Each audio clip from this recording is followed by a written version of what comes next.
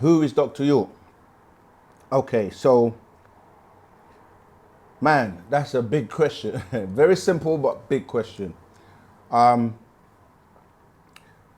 York is the physical body born of a mother and father here on planet Earth, okay, whose vessel is being utilized as the person in this day and time that has been spoken about for many, many years, for thousands of years, in fact, 24,000 years, who is to come in what people refer to as the end of the world, to come and give us and renew our history.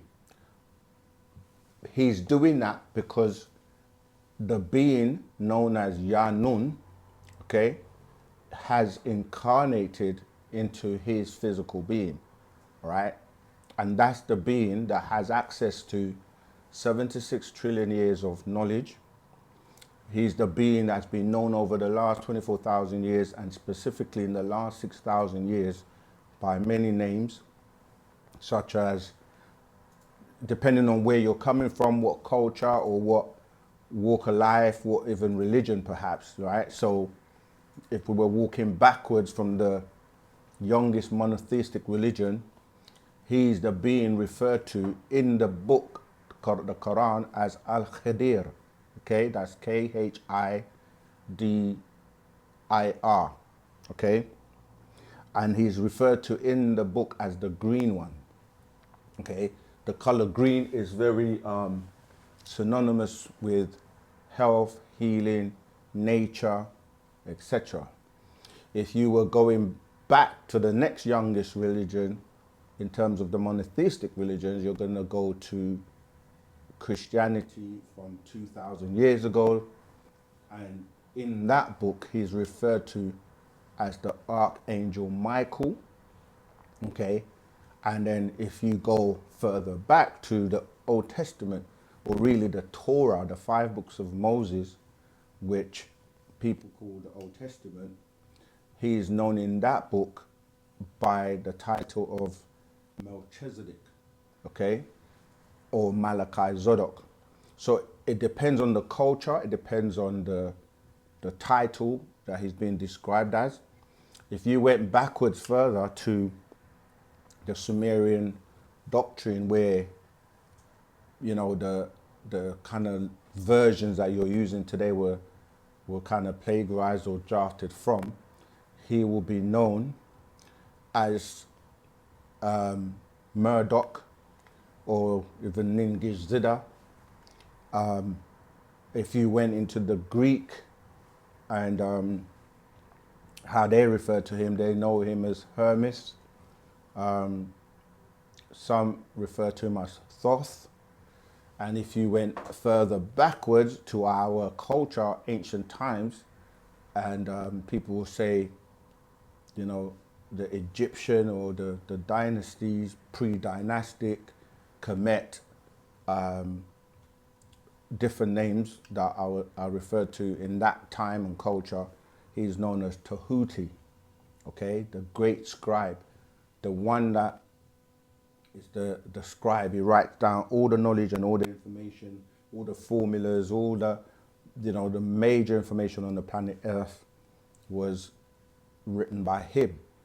And he has a lot of sacred writings, such as the Emerald Tablets, the sacred records of Tahuti, and many, many scrolls. So the question sounds simple, but this being is known throughout time, cultures, by many titles, and the titles are describing the job that he has to do, and he's the one that comes every 24,000 years to renew everything. And the prophecies, they talk about him coming, and when he comes, like, all false things will perish because he's coming to give you truth.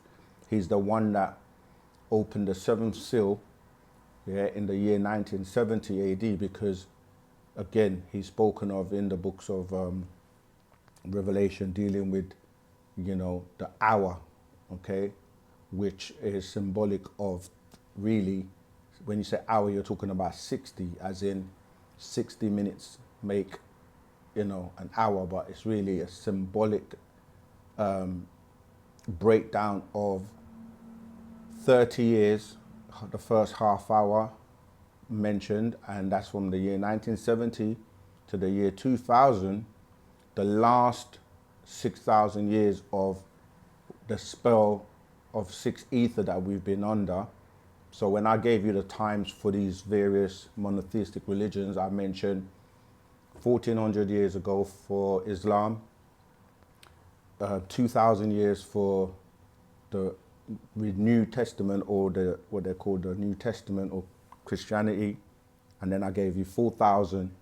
It's really 4004, but we kind of round it off to 4,000, and you add that going backwards from the year 2000. So we're counting 2,000 years going backwards from 1 AD. So if you came from 1 AD coming to 2000 AD, but if you went backwards, you count one going backwards to 4,000 BC or BCE. So you add the two together, you get 6,000 years. So that 6,000 years is the last of the 4 quarters of 6,000 years. So the cycles, look out for a video we've got coming that goes into this in more detail. But if you started the cycle, think about it like a clock, yeah? And you're right at the top where the 12 would be. And the clock, although we count this way, as in the seconds, so you get the lowest measurement of time is seconds, yeah, they say. So 60 seconds make a minute, 60 minutes make an hour, and then you keep going to 24 hours make a day, 365 days make a year. And as you keep going, that's how you're doing the cycle of time. Eventually, you're going to get to 24,000 years.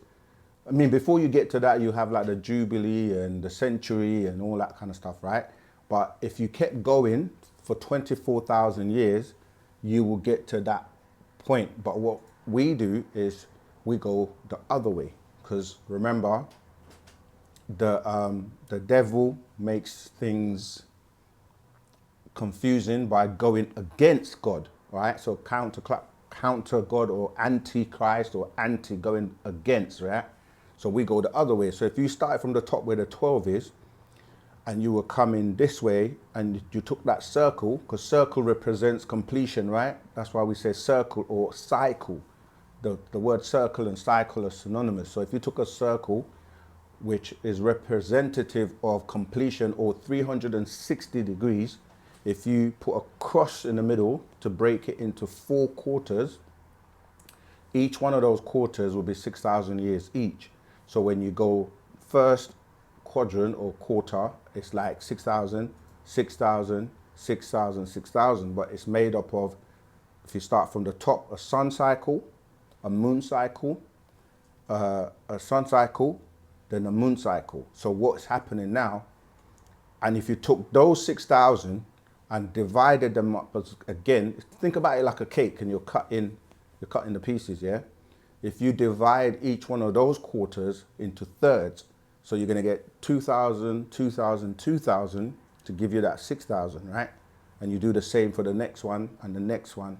This last 6,000 year, if you count the first 2,000 years and then the second 2,000 year and the last 2,000 year, is where we came to the year 2000, which was the end of the 24,000 year cycle, and a new one is starting, and then it just does the same thing again. So what happens in the new cycle is that everything is made clear.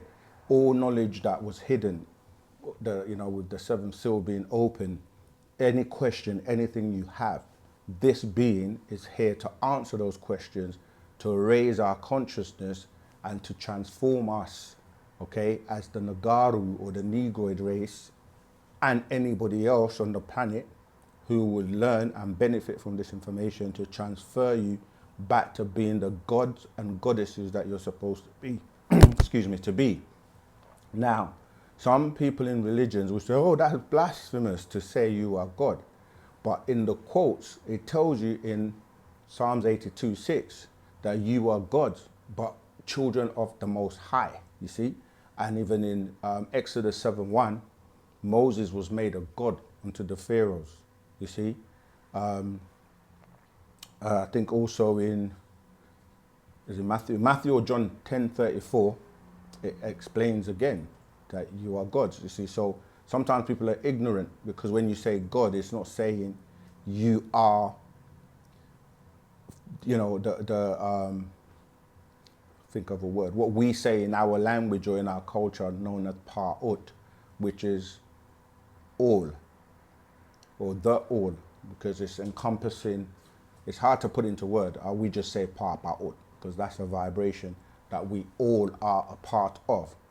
Okay, so there's so much I could go into in explaining who he is and who he's not, but I guess if you elaborate or want to know more, we can go into it. So when you see what he has done, the works, the evidence of what he has done, not just talking in terms of the publications, there's no one that has authored as many books about every subject you can possibly conceive on the planet, right? Still living, and that's over 1,000 books. And not just books, but audio tapes and video and lectures and, you know, like pamphlets and all kinds of information that has been poured to the world, explaining everything and translating and breaking down from the original languages.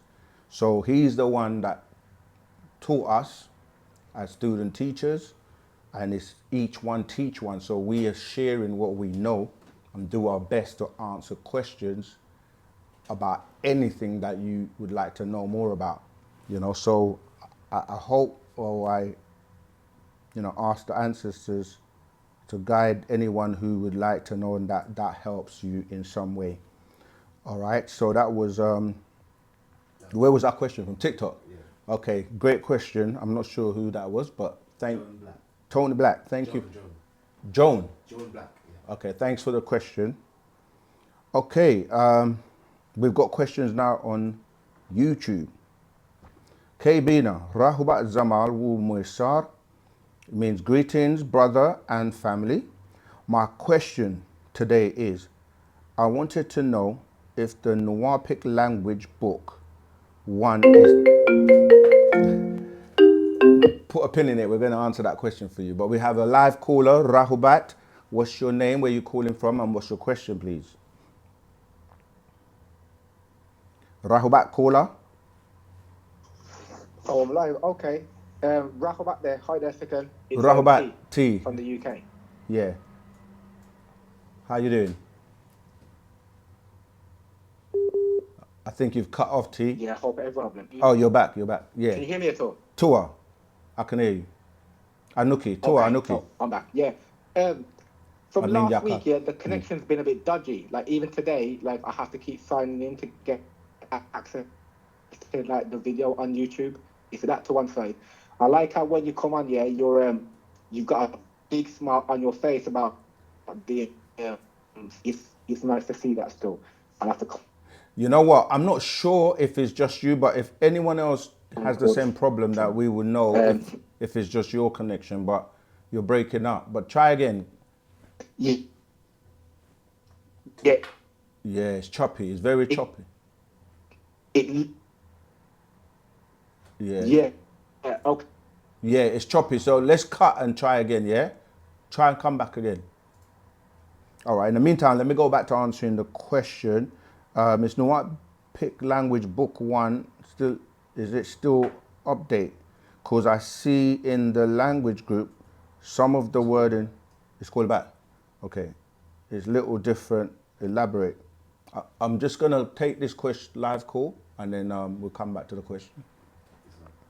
T, Rahubat, you there? T?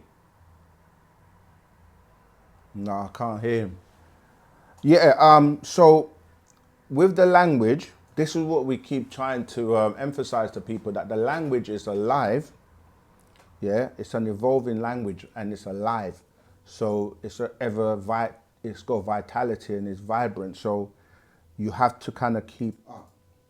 The language books the words do get updated. This is why we encourage people to join like the Telegram language groups so that they can be updated. Join our Telegram group so that you can get the links to the other groups, okay, as well. But you have to use what you've got until you get the new or updated version. So you said, I see in the language group some of the wording is a little different. That's right, because there is a strategy and a process, as the master has explained to us over the years in teaching the language, that in breaking the spell and breaking you from the language that was used to cause you to be in the spell, the words changing means that if you try to remember the word, you will go to a previous misbatia, or as you say, Nawapic word, instead of going to, say, the English. You see what I mean? So, for example, we used to say, I'll give you two examples. Like you used to say, if you were saying, how are you? You would say, Akhay, Adir, Antak, if you're speaking to a male, yeah? And that would be, how are you? Or Antat, if it's a female, right?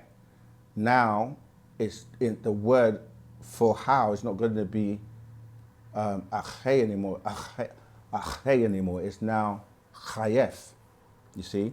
So it's like you would disregard the English completely because you will only go back to the previous Nawapic word. So eventually, you have no need to have it in your mind at all. Another word might be like that, okay? Which used to be that. We used to say deek, if you remember that far back.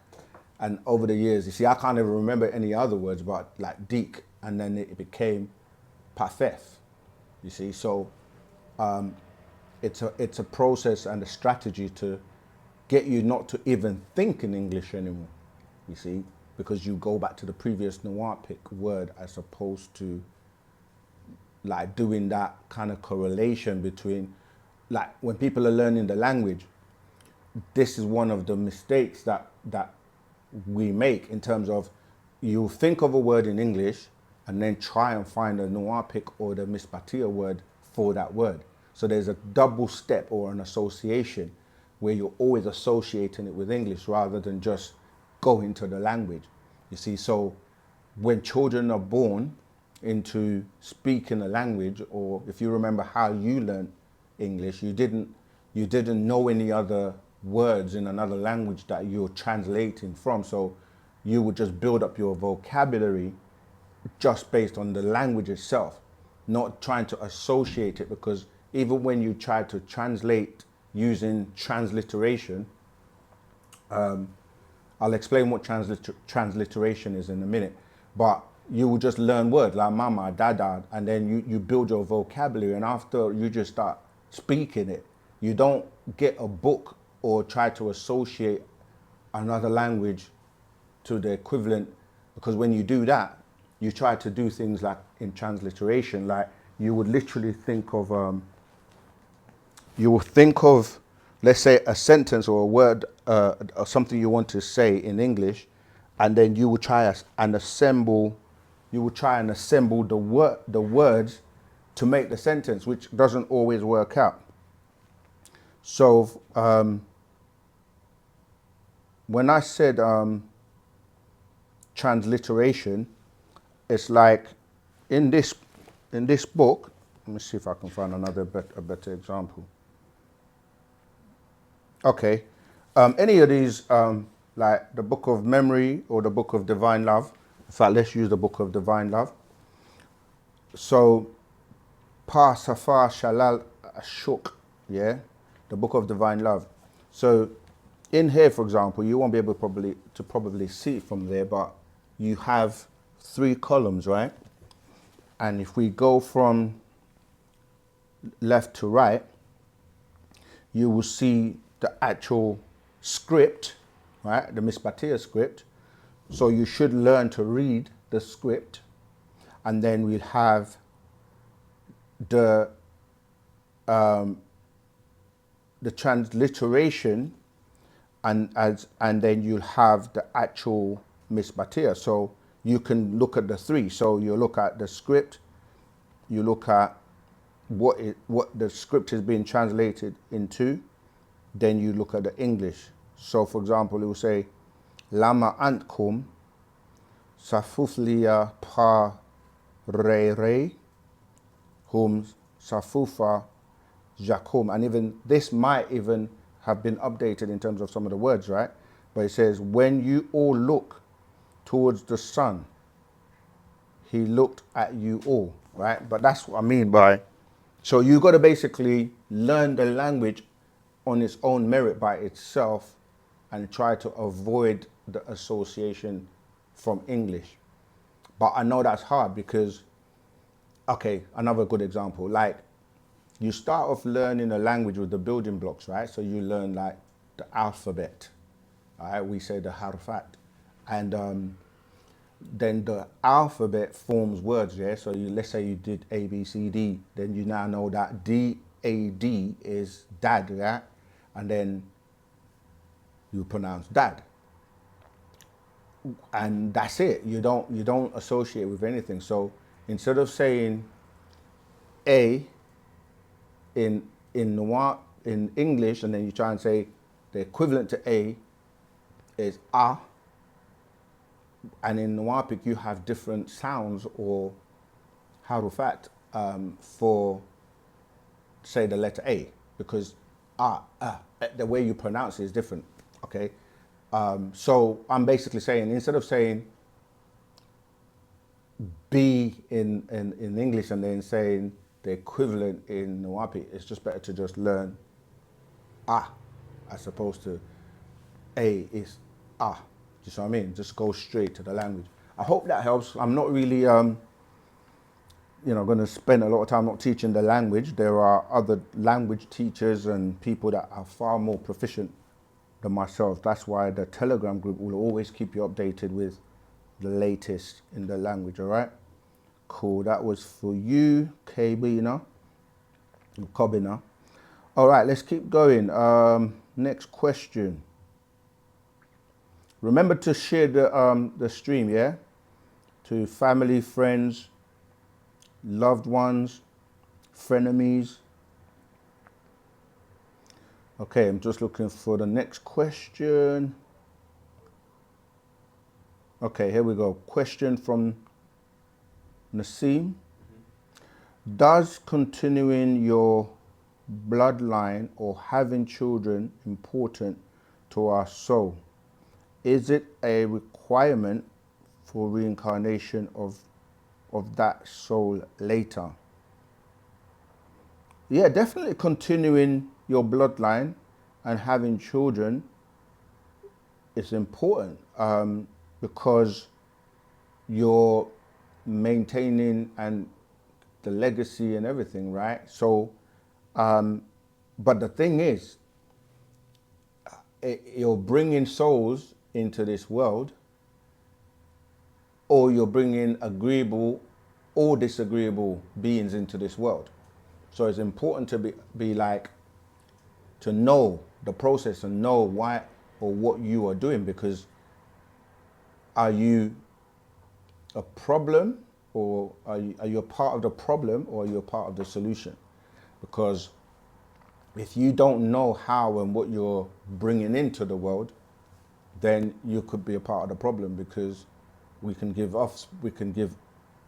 bring about offspring that's coming to create chaos if they're not aligned. This is why the master put out Partarak, like the golden children, right? Because you're really supposed to be producing golden children and bringing about beings that are going to be a part of the solution, not part of the problem.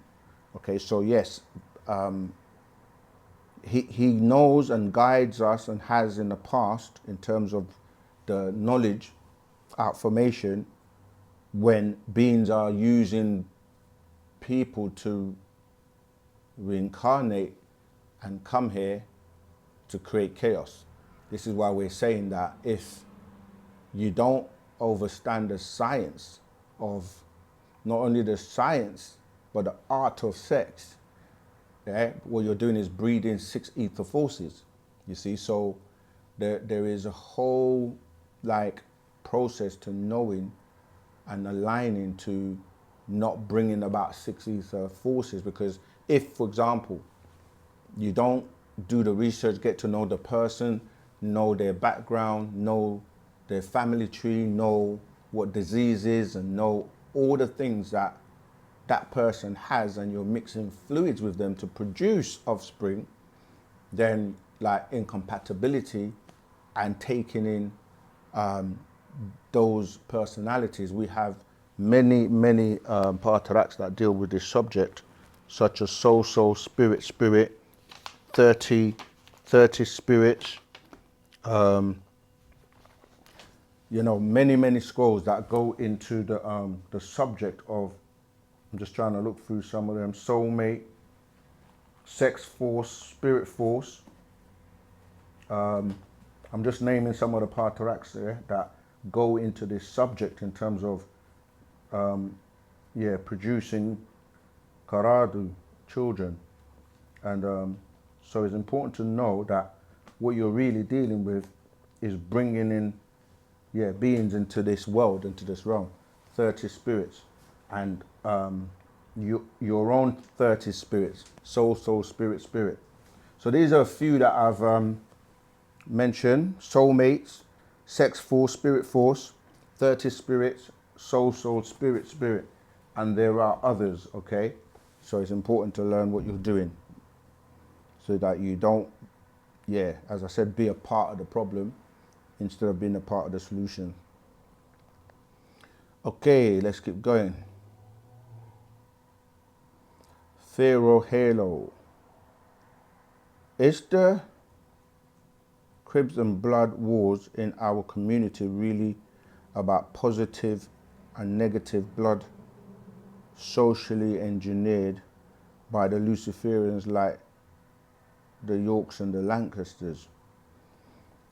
Definitely, any type of wars or divisions or fighting and bloodshed and any of that is negativity. It's not, and if you think about it, what they're doing it over, it's basically gang related and gang wars, isn't it? So there are beings that feed off of the negative energy, that feed off of, you know, the unaliving and, you know, bloodshed, etc., etc. So you have to remember that, the puppet master that pulls the strings sets things up to create divisions and conflicts through many ways, economics, religion, politics, just so many things that they utilize to divide people and to have people compete against each other.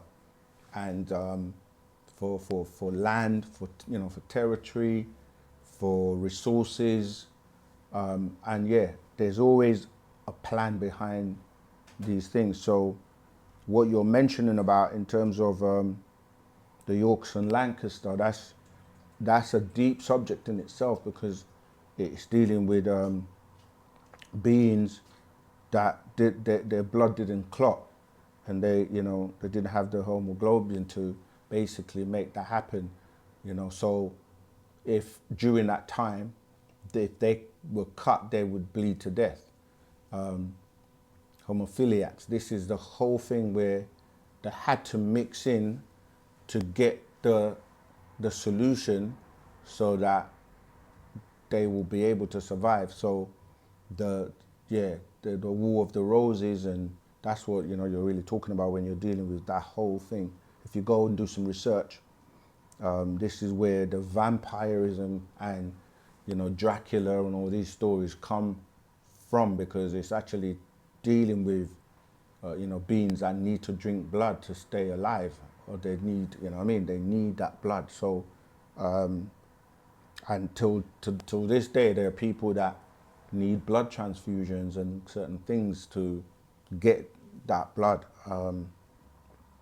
Yeah, so yeah, that's a big story, but yeah, it's actually, it's negative when you're dealing with, like you said, when you're looking at the colors as well, the red and blue, and you look at, certain political parties, you got the cold blood and the warm blood, and do you know what I mean? Like reptilians, it all ties into two parties, two people fighting against each other and competing against each other. And as you go up in terms of, people will say conspiracy theories and so forth, but when you start to look at the hierarchy all the way to beings that are mentioned as deities, as in the gods, and the beings mentioned in the books, Bible, Quran, etc., beings referred to as angels, these are all extraterrestrial beings that, if you read these books, they're asking for blood sacrifices, and they like blood, they like the savor of burnt carcass, and today you just call those barbecues, but it still all goes back to eating the animals and sacrificing and spilling blood all over the altar for this deity or these beings, and they like it, they request it. You see, you read the whole book of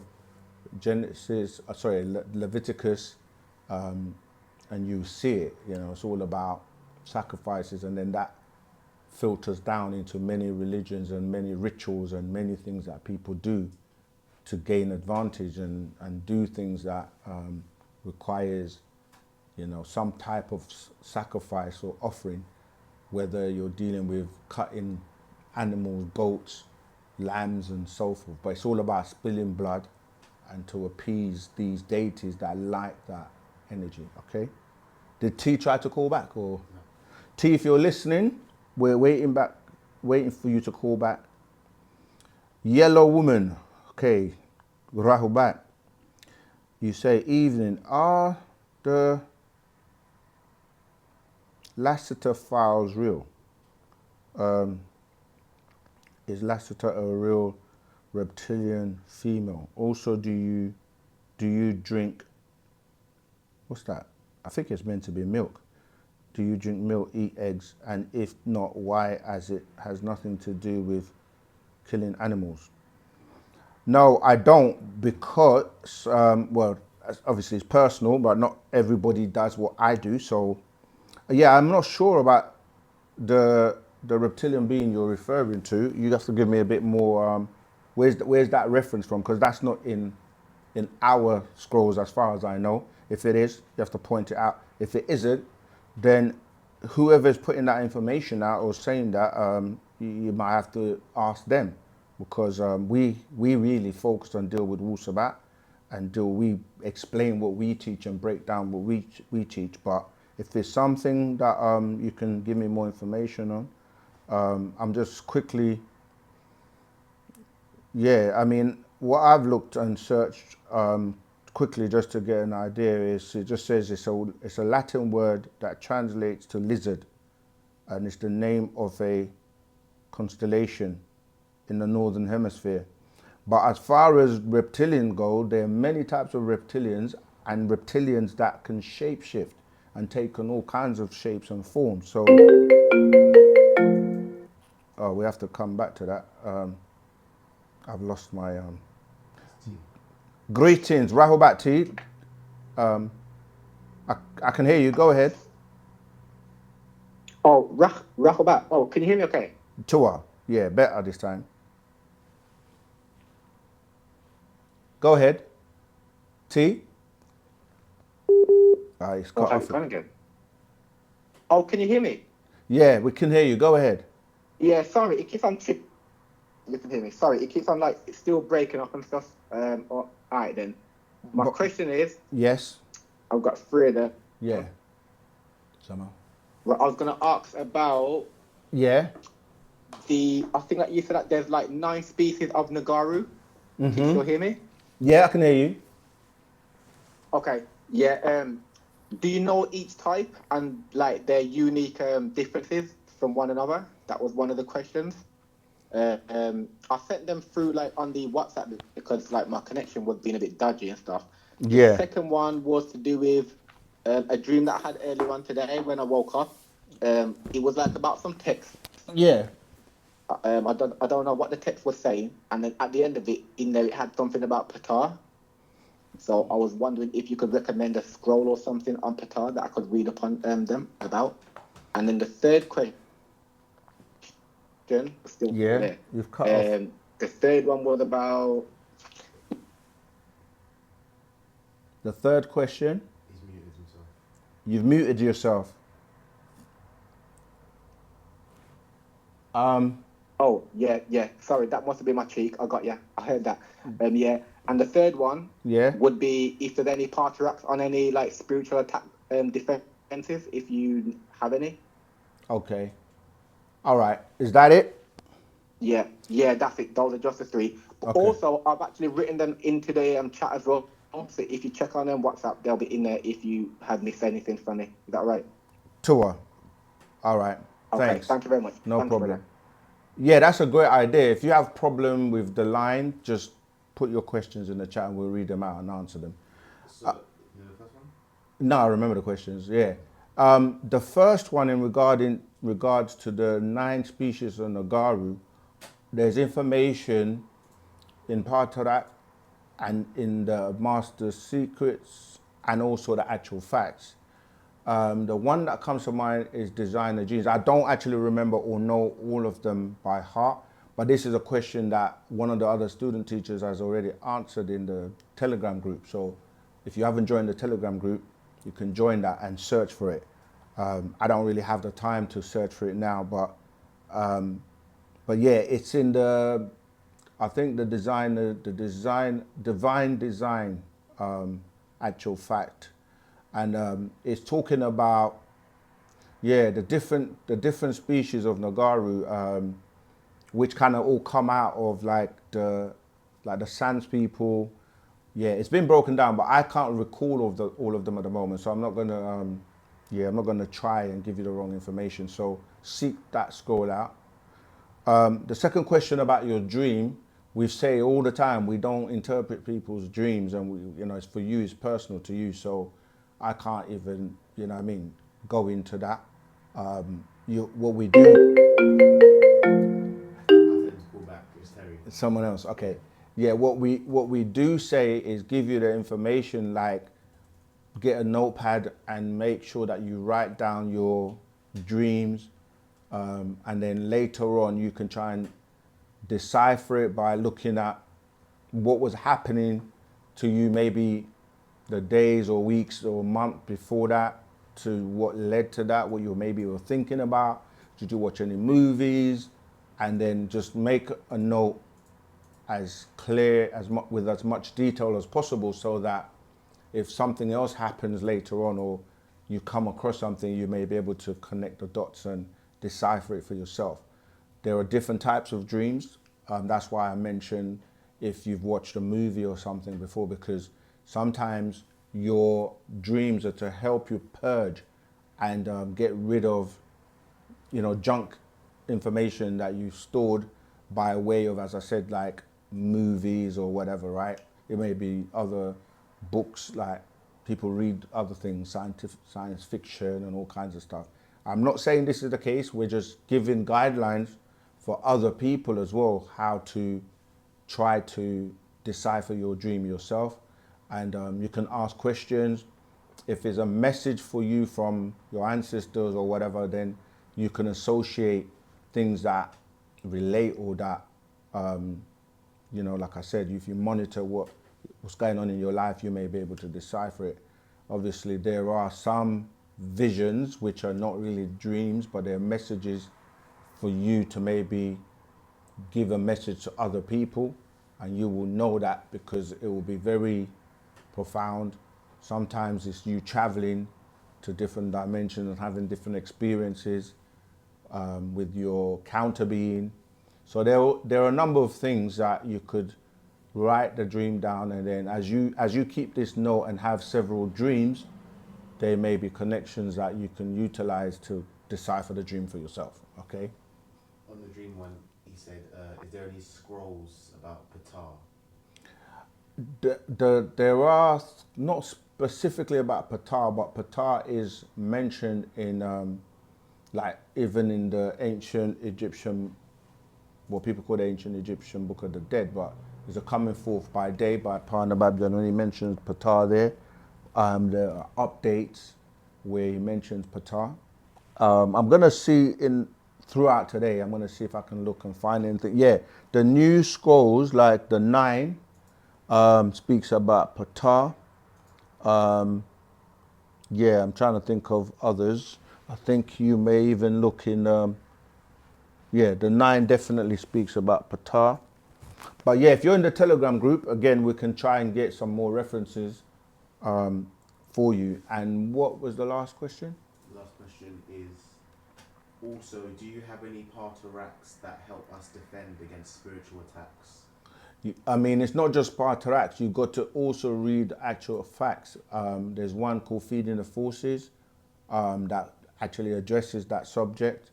Yeah, even the ones I mentioned before, like spirit, you know, the ones to deal with like 30 spirits, because this is the forces you're dealing with. You're dealing with forces within you, personalities within you, and other beings that are trying to perhaps ride you or utilize you, known as walk-ins, and they can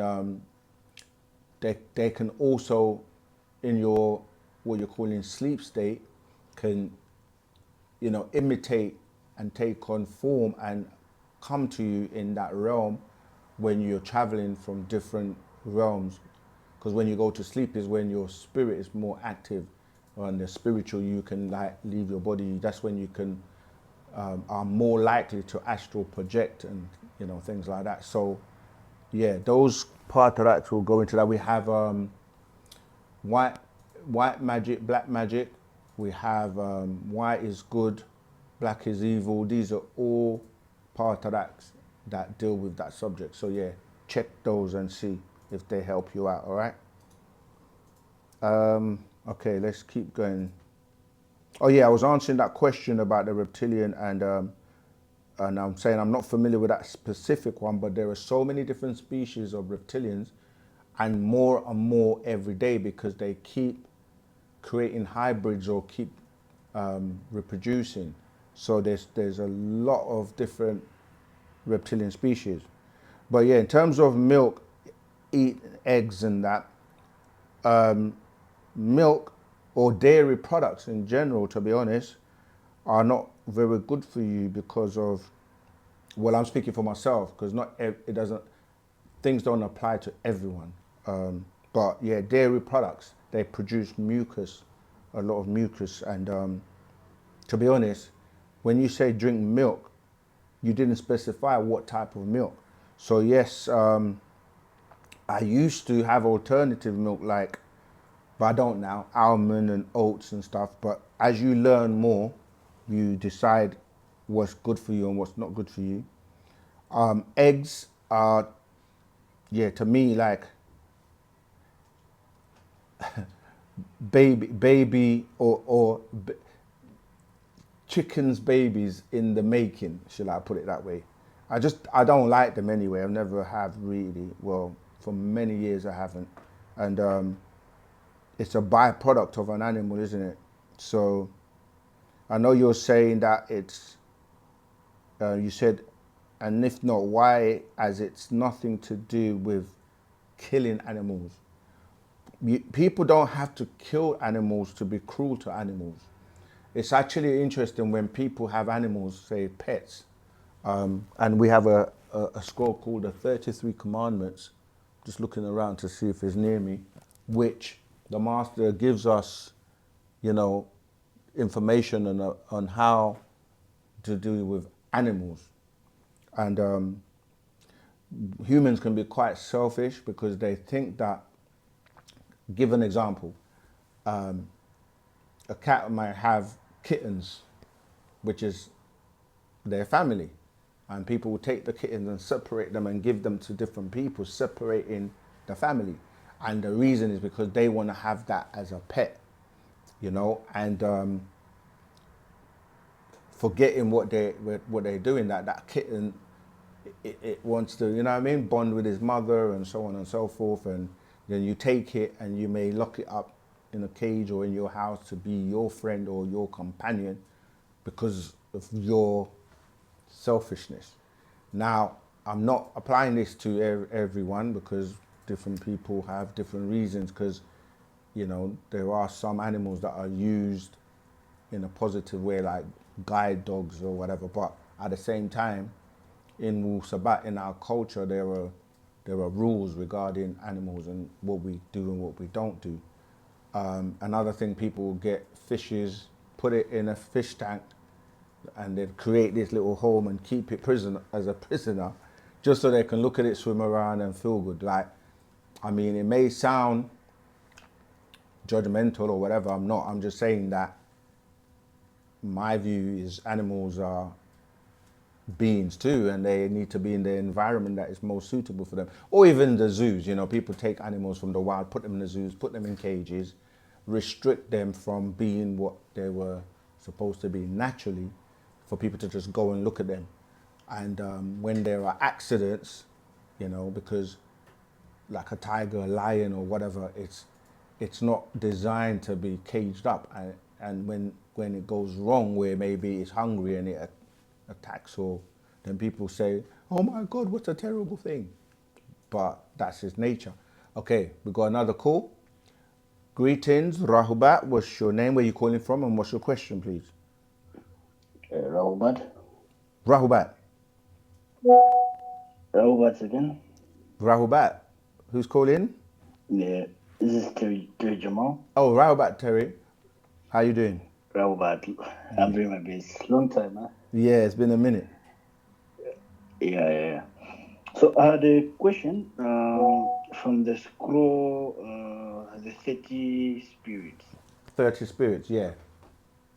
Yes. So let me just read a quick excerpt from verse 8 and 9. Sure. The very voices of your own Salafu ancestors, Yeah. who lived in the image of the beast at the Tamwat's death, have been trapped in his hell. You must bind them and free them from the realm of hell, that you be free from their whispers in your Ahab heart and Akor mind, which affects your very actions. Yeah. It's the Zamam day of your life. Yeah. So just want to get a better understanding. What I'm saying here is that Okay. we need to free our ancestors in the way that we elevate ourselves. Tour. So like, what's the science between that, or what's the relationship of us raising ourselves and them being free from being bounded to the lower realms? Yeah. I got you. So I'll just read it again for those listening. So verse 7 of 30 spirits, it says, you must bind the 30 spirits that seek to control you. Okay. So we explain to people that your actions are based on your thoughts, and your thoughts come from your mind, which is attached to the mental reservoir. So you really have a radio, or in your, what you call in your head, you have a communication device. And that's why you're hearing these voices. And those voices are not only from outsiders or foreigners, but from your ancestors. And we say 30, but it's really going to be 29 or less, because you are one of the 30. So you're like in the driving seat. And then you have, if you think about the analogy of a car and you have many passengers, you have what we call agreeable ancestors, and you have disagreeable ancestors. So when we say agreeable, these are the ones that they mean well for you. They want you to progress. They want to help you succeed in life, succeed in what you're doing, so that you can go as far as you can, both physically and spiritually. But then you have the other ones, which are the disagreeable ones, who are the voices you hear that try to influence you to do something that they want to benefit from. But they have to utilize your vessel in this world to experience those things, because they no longer have a body. So you have this battle going on between the voices that you hear in your head. as well as the external voices from other people and the vibrations and frequencies and radio waves and all the other things that are sent around and going on. So in verse 8 it says, the very voices of your own Salafu ancestors who lived in the image of the beast, yeah, and at Tamwat death have been trapped in his hell. Because if you live in the image of the beast, meaning that you're doing everything for the benefit of this material world, this dimension here, and that ties into lust and greed and anger, jealousy, all these what we call the deadly diseases, yeah, mental diseases. If you do all of those things and you live and act like in the image of the beast, then when you are at Tamwat death, that you get trapped here because you haven't been feeding your positive side, your spiritual side. You haven't grown that, so you get trapped here in this realm, which is referred to as hell, because you have to burn out those desires that are pulling you. The energy and the vibration of the frequencies is pulling you downwards, as opposed to you leaving. So you get trapped in the hell. So you have to burn out those desires. This is what people refer to as hell, because you have to like be able to burn out these things that are pulling you here. So for example, I mentioned if you are lustful or if you are hateful or all these 9 mental diseases, you will basically be trapped here until you are able to burn out and move forward. So it's saying that you now, because you're the physical body or vessel that is going to be able to help them, free them from the realm of hell, yeah? So 9, it says, you must bind them and free them from the realm of hell, that you will be free of their whispers. Because right now they're still whispering. That's what we're talking about when we're saying you're hearing the voices in your head. And there's a movie that was recommended to us to watch called what's it called? It's called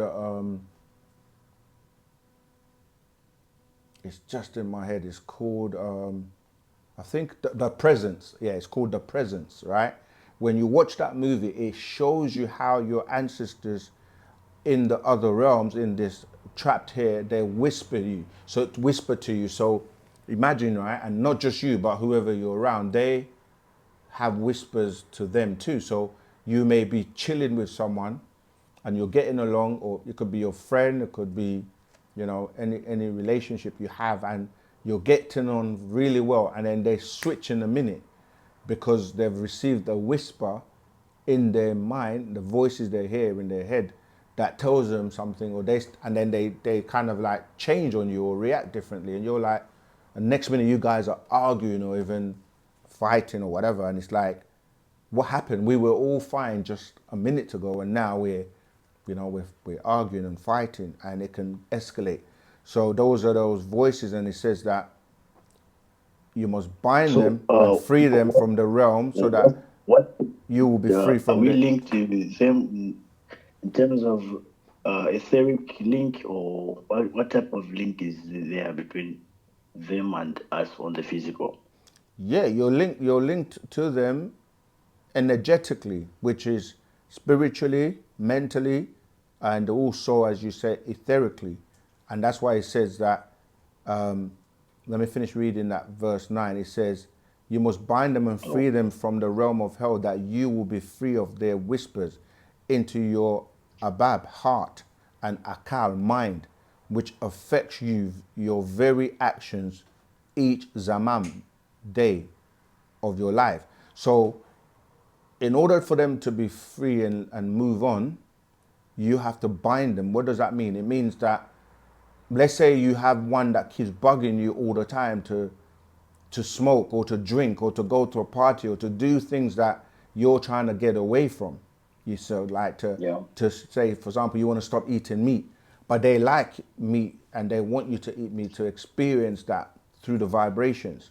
So if you don't succumb to that whisper, that voice, that constant whispering, telling you eat meat, and you're trying your best to stop because you want to become a vegan now so you can get, you know what I mean, better health or whatever. What we're saying is that as they're whispering to you, if you don't give in to that, you overpower them. So you bind them, so they're no longer having an effect in your life, you see. But if you keep giving in, and it's more sometimes like addictions, and it could be anything. It could be food, sex, music, whatever that you're trying to deal with in the sense of like you're trying to stop it, or stop that addiction, but you keep giving in. So to bind them means you stop listening to those voices, and after a while they kind of just disappear because they're no longer being fed by your actions by succumbing to that temptation. You follow? Yeah. Yeah. So I put my Okay, just to finish off, I'll just read a little bit more. It says the Sawatu voices who whisper to your inner mind as to what is best to do, what is right to do, and what is good to do. 11. And the Sawatu voices who whisper to your inner emotions and desires what is not best for you and others. 12. What is not right to do and what is not good for you. 13. The whispers that are agreeable and the whispers that are disagreeable. 14. Your choice. Your will is influenced by the very voices of and in your DNA. Yeah. 15. What you became after birth. 16. What you accepted as you grew. 17. What you believe you want as opposed to what you need. 18. Your inner voices who whisper to you only wish to fulfill their lifelong desires with your jasad, flesh, and katat, body. You see, so 19. To lust their lust, to pleasure as they wish to be pleased by any and all. So 20. They seek to use your frame for their own use, even unto your tamwat, death. And I'll stop at 21. And each of the 30 ka'au spirits in your DNA is linked to their own 30 ka'au spirits DNA, and all the ka'au spirits they have encountered during their own lives. All right, so I'll stop there. Okay, Taukum. No. Thank you all for your questions. Keep them coming. Okay.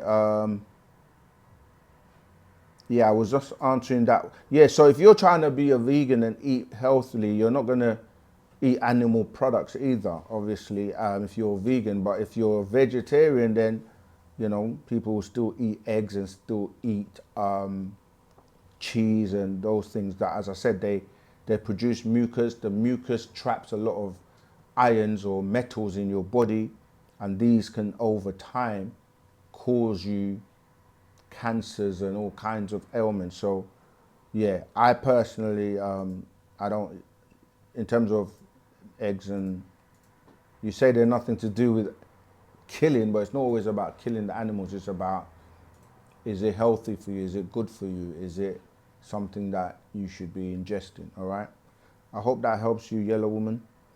All right, let's keep going. Today the females are obviously over here anyway. They're doing they call it the Festival of Colors. In our culture, we enact and carry out certain rituals to help, and the brothers have their own, and we have things we do together as well. So yeah, shout out to the sisters doing their Festival of Colors. Okay, we got someone here called ABCDEF. That's interesting name. Are we surrounded by the ice wall, and is the firmament real, and is there land behind the ice wall, as well as are we only taught the world is only 7 continents? Is the earth much bigger? Quite a lot of questions, and a lot of this comes from a lot of things that are being shared on social media and the flat earth people. But yeah, there is an ice wall, and the firmament is not what a lot of people are describing it to be. because even when they read and quote that Bible, I think is Genesis 1 verse 6, okay, where it's talking about the firmament. If you read it, I can't go into it in detail, but basically it talks about how the firmament is separated from the waters of the earth. But when you really start to look at what is really being broken down and speaking about in the language, in the Hebrew, it's talking about how this planet was once completely, right, in water. And that happened after it was flooded. And so it's the story related to what Enlil and Enki were doing, where they were basically had to clear the dust cloud, right? Because the sun rays were not coming through. So what they did is clear the dust cloud, because the dust from the crash rised, is that a word, or raised? Yeah, rised up and was covering the sun to the point where the rays of the sun were not penetrating. So what they had to do is clear that dust cloud out, allow the rain to come in.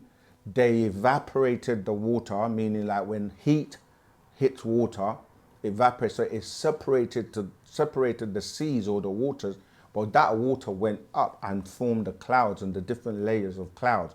And you have different atmospheres or spheres, which are known, you know, like the iosphere, biospheres, etc., right? So that's what it's describing in terms of the firmament, because like I said, if you've ever been in an aeroplane, right, and you're flying, you will see like you go above clouds, and then depending on the altitude, you can go above another layer and another layer. So you will see that planes will be flying, you look down, you see clouds.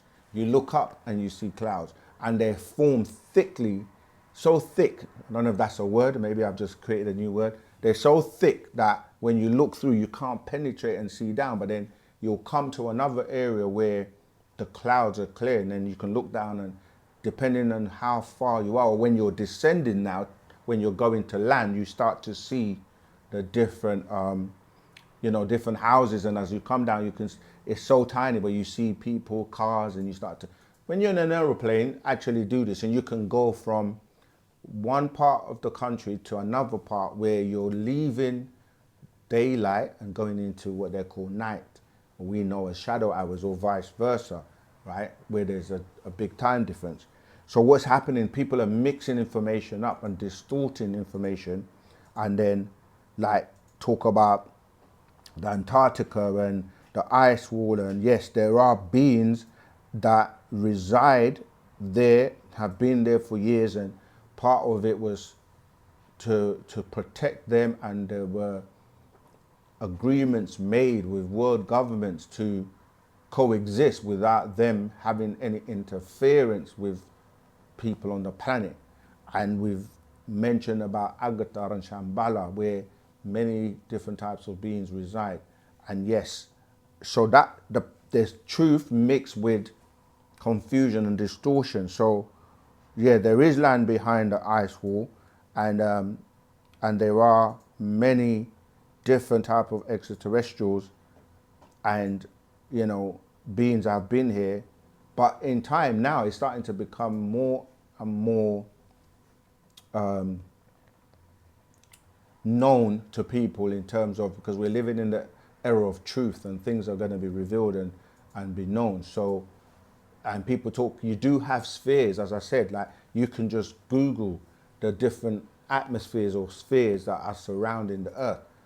A lot of the times when you speak to the ancient ones, right, when you start to look at all the recordings, all the information that's ever been written, whether it's by the most intelligent beings known as the ancient Egyptians, right, our ancestors, or whether you're looking at the Sumerian stories or the Zoroastrics or the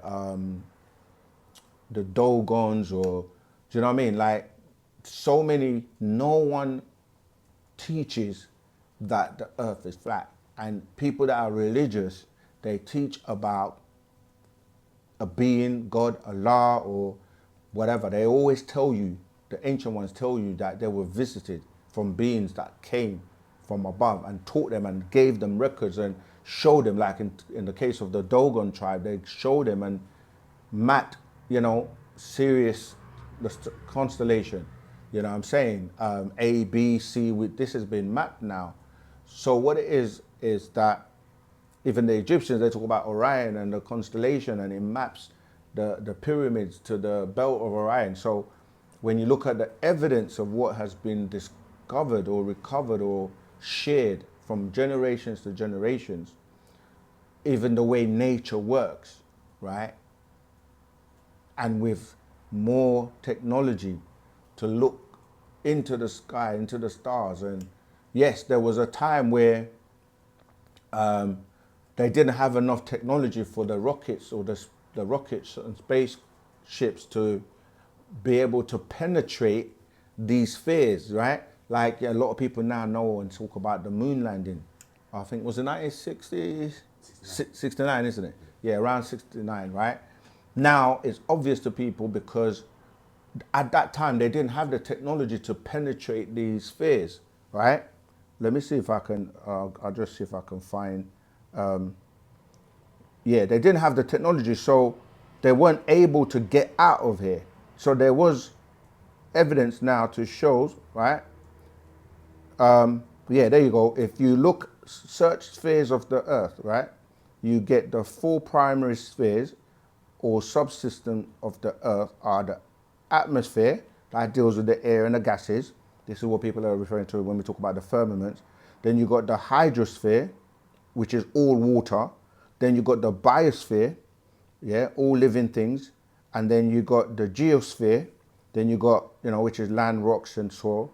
And you got the lithosphere. And as you keep going, so, you're dealing with different environments that different beings can coexist in. So when we say that the firmament, like even the air you're breathing, that's water, you see? So there's the different layers of water. So you got the thick water, the one that's more dense, the liquid in the seas, in the oceans. Then you got the air. We're actually in an aquarium because we are still water beings. We came from water onto land, but then the division between the water that you go in the ocean and the water that you're breathing right now, yeah, called oxygen, right? Then you got the water that you're calling hydrogen, which is surrounding everything, okay? Because hydro, as in H1, that's water as well. So what you're saying is different layers of water, because water goes from what? Solid to liquid to gas to vapor, etc., etc. We've got another call. Greetings, caller. Can you say what your name is and where you're calling from, and what's your question, please? Caller, are you there? Rahubat, Sikin, Rahubat. Rahubat. Kayev Ate Antak. Anuki Kawa Zamal Wu Antak. Yes, this is Demetrius calling from the not so United States of America. Rahubat Demetrius. Good to hear from you. It's been I a was minute. wondering, did you have to scroll the 24 elders nearby? Um, I think I do. Do you need me to get it, or you're gonna read it? I mean, I can read it. I got a couple of questions. I only made it to page 13. It's a lot of All right, heavy let me see. Let me information. see if I can get. Let me see if I can find it. I just don't want to waste too much time. But yeah, go ahead anyway. Start reading or asking the question, and I'll try and find it. Okay. It would be on the one I have. It starts on page 9. I mean, it's on page 6, and I'll start reading at 80. It said, "This is the last chance of Tenqua's salvation for our race before the appointed season has come." 81. And you, Pa Atum Rabu Magdalu, the 24 elders are entrusted as Pa Muzalu, the one sent, are entrusted to be my Munsalu helpers by the orders of Pa Najaru, the overseers. our Salafu ancestors and Nasabu relatives on the spiritual side. Yeah. 82. On each side of Pakawak, the planet where our people live.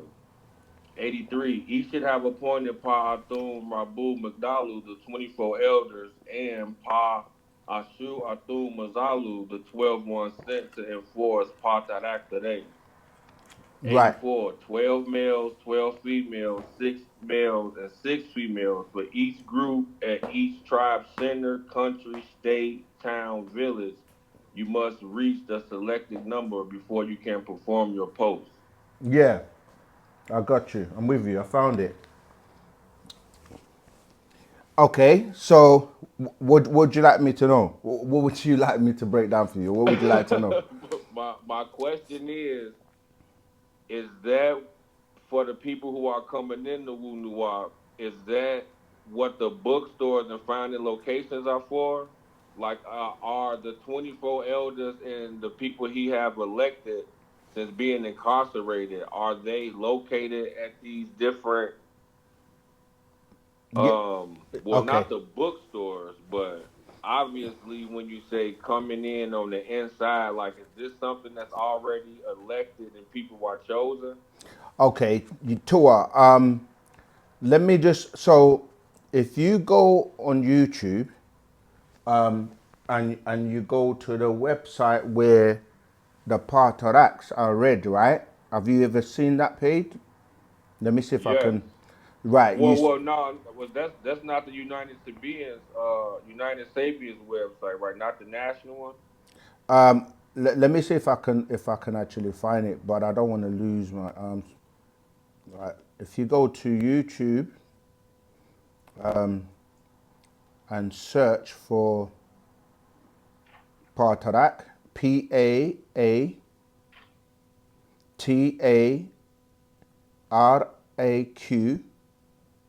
yeah, you can just, and it'll come up Yeah. as a list, right? Let me see. Yeah, if you search Partarak list, you will see the 24 elders that were selected that you're talking about. However, at the moment, they are inactive, for lack of a better word. And they are the ones, like you say, in our communities that were appointed, as you can see, the male and the females, to carry out the work as elders, to guide and carry out certain things with the community. And eventually they were going to be different 24 elders in different communities established around the world, which may still happen, but it's down to the master teacher, Parana Babyanun, who chooses and selects them.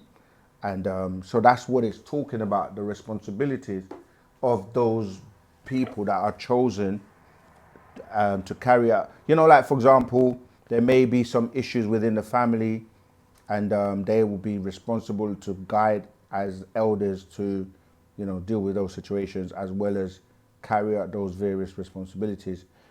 If you read the whole scroll, it's really powerful. I mean, it goes into a lot in terms of Yeah, like I said, again, I mean, my new thing that I've been doing as I read is as I'm reading it in Nuwapu, just translating those words in English. But I've been reading this book and I've only able to get to page 13 because the information is just so yeah, heavy. it's very It's heavy. like I got Very. another question about that Yeah, go ahead.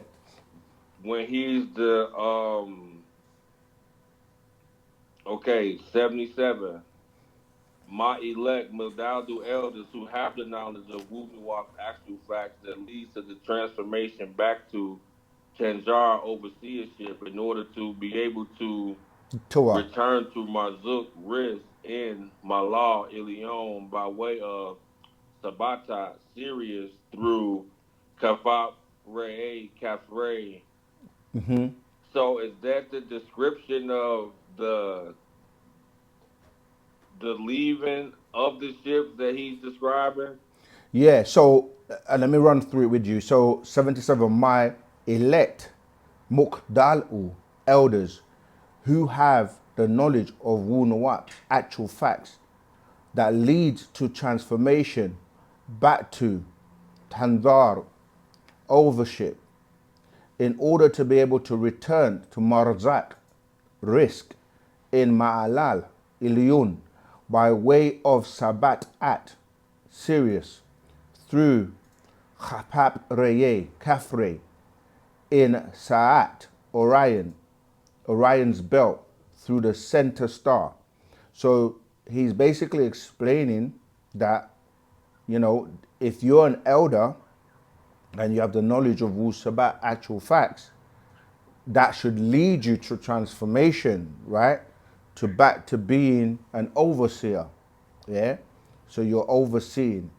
And in order to be able to return to risk, which is in Ilyun, by way of the Sirius, remember it's through Sirius, through Kafre, because when you say Kafre, you're looking at the belt of Orion, right? Where you have Kafre, which is the middle star, and you have Mintaka and what's the other one? It's escaped me. But yeah, those three, the three stars of the belts of Orion is showing you how that will be the journey for those who make it from being, you know, those elders that have been elected. But yeah, that's what it's talking about. It's talking about the transportation out of here back to risk. Okay. Understood. Torah. And on page 9, starting at 131. I was appointed to live to age 72 and in all 100 until 2045 AD. This is based on 1845 AD, okay, to 1945 AD, because remember these dates, right? The prophecy of him coming was to come 100 years after the Mahdi, which is his grandfather, and that was, you know, the time period from him in 1845. If you add 100 years to that, it brings you to the 1945 when he AD, when he was born, and then he was, like he's saying, supposed to have that that 100 years until 2045, yeah, or which is cycles of 100 years, which is every century. But obviously, his body skin suit, having been imprisoned and incarcerated, you know, unlawfully, it's taken a toll on that body. So that's what he's really describing there. So he's basically really talking about we have to get him out so that his skin suit, because people always, like the first question we got today, people say things like, well, if he's Yanun and he can do all of this, why is he in the predicament or the situation that he is? And like, they forget the physical body is like you and me, like it's subjected to the laws and rules of this environment, you know, and they kind of like misconstrue the physical being with Yanun, which is the being that is not limited or needs to be in this physical world. And when you put the question back to anybody who tries to use that, it's like, because you're God, there are gods that walked on the earth, had experiences on the earth, right? And this is the types of gods that we are, and flesh and blood beings. So you have to eat, you have to sleep, you have to do the things of the physical world. And that's why when you say, but anyone who's ever come to this planet, whether it's your Jesus, Muhammad, or Malcolm X, Martin Luther King, anyone that you would consider Buddha to be great, they all had to because there are rules in each realm. Like in the realm where you don't need a physical body, then you're not subjected to the laws of the physical. When you're, even in your dreams, you know, you can't do certain things in the spiritual world, in the mental world. So in the physical world, yeah, he is just as human as you are. And yeah, just like I said, I can use any example of anyone that has come to this planet to uplift people or to carry out any type of righteous work. They get put through the trials and Yeah, tribulations. coincidentally, Yeah, Sakin in 180, he said they tried to make me holy or religious so they can find fault. exactly. 181, I am a master teacher, not a holy man, saint by your religions. Stop holding me to judgment by religions of your books, the Exactly. Bible and Quran. Yeah, exactly. Because they don't, 83, they don't apply to myself as a teacher of our own rules, not the laws of laws or Lawi Tanantu, the Dragonians, you know, which you follow. Yeah. So yeah, you're right in terms of that, what you're saying, and that's why if you carry on to 188, it says, yet to those who are corrupters and do not return to our true and only Tankath, salvation for these final days, they will be the losers. 189, for some it's too late, for they have lost their very ba'ah, souls, to Arab and Arabic Islamism and Quran, spook on seeing Allah and Rab, yet pretend they have broken the spell of religion. And you know, it goes on and mentions, you know what I mean, all the prophets and everything. But yeah, this scroll, I mean, when you read this, yeah, it really gives you Yeah, I'll probably be a calling back every Tuesday yeah, until yeah, I it's deep, it's until deep. I I mean, digest it. just to show my listening and watching audience, if you look on my copy, it's literally so marked up with highlights of the points that are just so profound. It's like when you see, when my book is marked up like this, it means that, yeah, I had to kind of like read it again and again and go over things and just highlight, because this will really check you in terms of how Yeah, to it will. like, And that leads me to another question again, yeah, especially for the listening audience. Um, get the scrolls. Please get some scrolls, find some, join the Telegram group because I'm quite sure everybody who's listening has heard you say the master teacher has to touch you. And I came across a video from a Saturday class, meaning the touch is just not physical, it's just not sound, it's just not, there it you could come go. in your sleep, it could come from reading. And I'm like, it is seriously real. Like you have to read the words the way he putting them in order to continue to break the spell down. Like, you know, watching the videos and stuff is good and like, but until you actually get alone and you read it and you hear the way everything is constructed, it's like Yeah, it's different. we keep telling people that the magic is in the scrolls, because it's literally you and the master teacher, no intercessory, no one in between, no one trying to be like, yeah, the person like in between, like they, like the, you know, the ministers, pastors, rabbis, and imams. They always try to be, you know, tell me and I tell God, or I would speak on your behalf, when you have a direct connection to the master. If you can make that connection by, yeah, your intentions, your sincerity, your spiritual works. Yeah. So, Towel Hat, Well, Zaman. Isaac, Ken, thank you very much. Y'all keep doing your thing, King and the family. The way everything is coming together is, I mean, you look at what 14 months in, Tua. it's looking beautiful, man. And so happy to be a part of it. Thank you.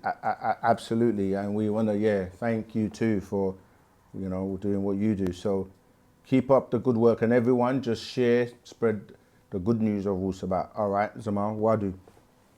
What do? Okay, where are we? Let me try and catch up.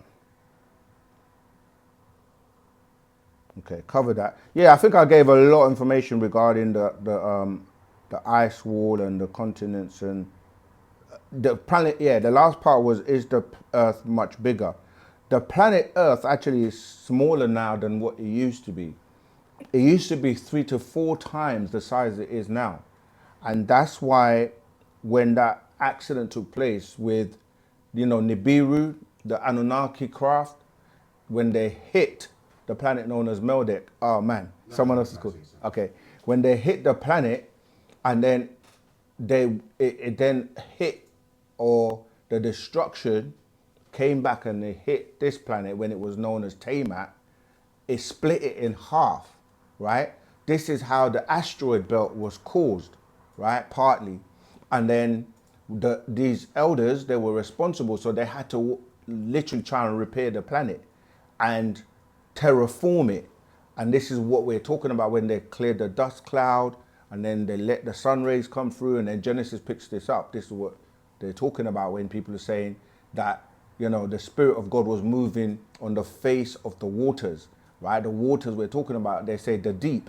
There's a movie called The Deep with LL Cool J in that. But the deep is referring to the waters, and there were beings in the waters, and that's why when you read the Bible, somebody's telling the story, because it says, and God said, let there be light, and he did this, and he said, that's what they were doing. It was Enki in them, terraforming the planet, and then they had to use something called the tetrahedron force, which is dealing with magnetism, to hold the planet, the pieces together, rebuild it over many, many, many years, and then they transported, insects and trees and plants from their different star systems to come and terraform this planet, and then make it to the point where it's now smaller than the size it was. Then it was in an axis where it then became on a 23-degree axis.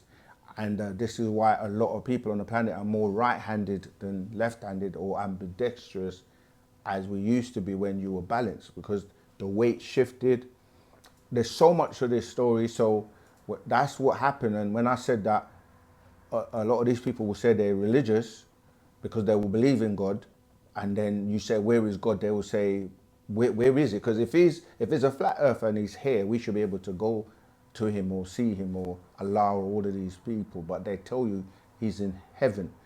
You got satellites now, you got technology like the James Webb telescope, and before that you had the Hubble telescope. You've got many things that, if the earth is really flat, it wouldn't make sense with nature and everything. And the master teacher, the one who teaches and teaches us, has never said that. And if it is, eventually that truth will come out. So hold tight, but I know for now what we teach and what we say is that's just distractions and distortion of information or misinformation mixed with truth, because there are parts that are blocked off or that you can't gain access to because you have these different extraterrestrial species. And Antarctica was well known where Hitler was. And if you know about the story of Admiral Byrd, people just think, oh, he just flew a plane. No, he actually he went on an expedition that was funded by the military to go and try and deal with Hitler and what was going on in the war. But he didn't realize that Hitler was in contact with beings from Aldebaran, right, the Ashtar Federation, where they gave him technology to build flying saucers and things like that. So when he went, the mission was supposed to be, let's say, I can't remember how long, but it was supposed to be like, let's say, weeks or months. And it was over because when he went, he couldn't actually deal with the technology that they had. So, there are many things that were hidden and not told. And, but now it's all coming out because classified information back then is now WikiLeaks, and many people have just exposed. And it's like even, going back to what I was saying before the call interrupted me, I was saying that they didn't have technology to basically penetrate these spheres when they were saying they went to the moon. And now that's been debunked. Everything's been debunked. Like we've got technology now, AI and so forth, and people are smart now. It's not like back in the day where they will say, oh, we went to the moon, and you look at the footage, you're like, who is on the moon to film them coming in and landing, right? You look at the atmosphere in terms of the gravity and how you would bounce off if you're in that, if you're in that type of environment. You look at the background, the stars are they're not bright. Like if you can see a star from the earth and then you're actually closer by being, on the surface of the moon, you should be seeing those stars even much, much brighter. You look at the shadows, it doesn't make sense because if light is here or the sun is here, your shadow will point in a particular direction. It doesn't add up, right? Not only that, they show you with the president at the time, who was President Nixon, on the telephone, a landline, calling and speaking to them. That is just ridiculous, yeah? So a lot of these things are being debunked, like, and then there's footage of them leaving as well, apparently. Like, who's there and left behind to film them taking off? How did they get that footage? Nowadays, it's so easy to like, and then of course, those of us who were reading the master's books from back in the day, he was telling us like the set that was used to film it was the same set used on the movie, James Bond movie called Moonraker. And like, it's just so much. People say, yeah, conspiracy theory. And nowadays, anything that happens, people are smart. They've got the ability now to basically, because why? The spell is lifting. People are not under the spell like they used to be before, where now it's like you're using your mind. It's the information age. And you can debunk things. Like anything that happens, it takes literally seconds and it's all over social media. Experts giving you like, that doesn't make sense. I used to be in the military. That trajectory where they're saying the bullet came and now they're revisiting things like, you know what I mean? Like things in the past that, and another thing they're trying to do, they can swipe and wipe. You heard the Mandela effect, wipe off history from the internet and stuff like that, where you go back to look for certain things, certain assassinations that took place, Kennedy, etc., etc. Like you go back and it's been changed, and you're thinking, what? Yeah, because some people have the influence to pay people to go look, get rid of that. So there might be something on the internet, social media, YouTube, whatever, and the next minute it's gone. And people be like, you know what, save this, tape this, watch this now before they take it off. How is that possible if it's a worldwide, you know what I mean? So yeah, these things are possible, but don't get too caught up on the conspiracy theories. Look for the facts and break things down to the point where it makes sense, all right? Okay, so that was for you, A, B, C, D, E, F. Let's move on. Sakam said, oh, Rahubat Zamal. Yeah, I got one of the brothers in the house helping to answer questions. Yeah, and that's true. Facts are facts. And don't believe this thing about the majority is always right. No, it's not about the majority. It's truth is truth, right is right.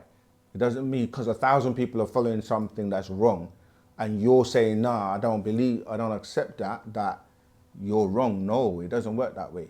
The smart one are the ones that are normally going in the opposite direction to the sheeple, right? People that are just like sheep, just moving and following things blindly without actually using their own mind. When in the day of truth, you can't really be operating on beliefs when you can know, when you can research and get actual facts, all right? So yeah,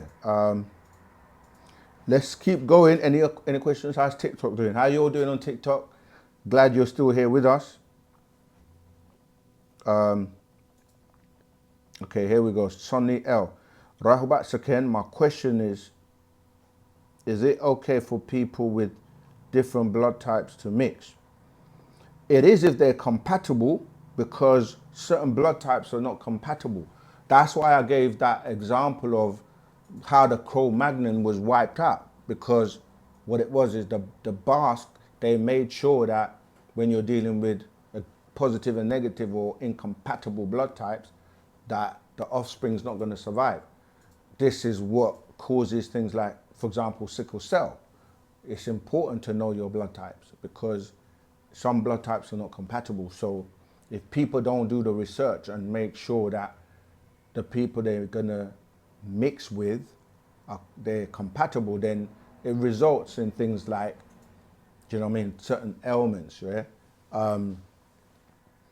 And that's just like in our ancient times, that's what the elders used to do. They used to not only match you based on health reasons, but even astronomical in terms of the energy and the alignment. And, you know, there were reasons to see a person's nature. They could study a child. Even before naming the child, they studied the child's nature. And we were supposed to continue to do that. And we do that in our culture, because if you don't, I mean, it became things like arranged marriages now in certain cultures, and that's because the two families, they study and make sure it's bloodlines. Even when you start to deal with certain royal families, it's about maintaining a particular bloodline, you see. So when you ask the question, it's serious, but most people have kind of lost that. They don't really get to know people and know what diseases in the family line, what, you know what I mean? Like, are they gonna pass that on? Because once you exchange DNA, yeah, we have a natural fact called genetic kiss, right? Genetic kiss, which is right here. Yeah, the genetic kiss, actual fact 109. This is definitely one that you should read, because it deals with not just blood, but even saliva, because you're dealing with DNA, and, you know, that's why they do swab and DNA testing with just taking a little sample of your saliva. If you remember, during COVID, that's what they were doing. You had to put your saliva and send it off so they can check and make sure that. Like, let me just read a little bit of genetic kiss. Absolutely one of my favorite scrolls, all right? It says, to kiss or caress with your lips, even your mouth, use your tongue and exchange saliva. 2, genetics, science deals with hereditary, variation, reproduction related to a gene, the biological factors determining heredity. 3, the hereditary tendency of an organism is to transmit its own nature to its descendants. 4, so there is much to one open mouth kiss, and even more to sexual exchange of bodily fluids. 5, you are like all others, 30 other people's genes for 4 generations.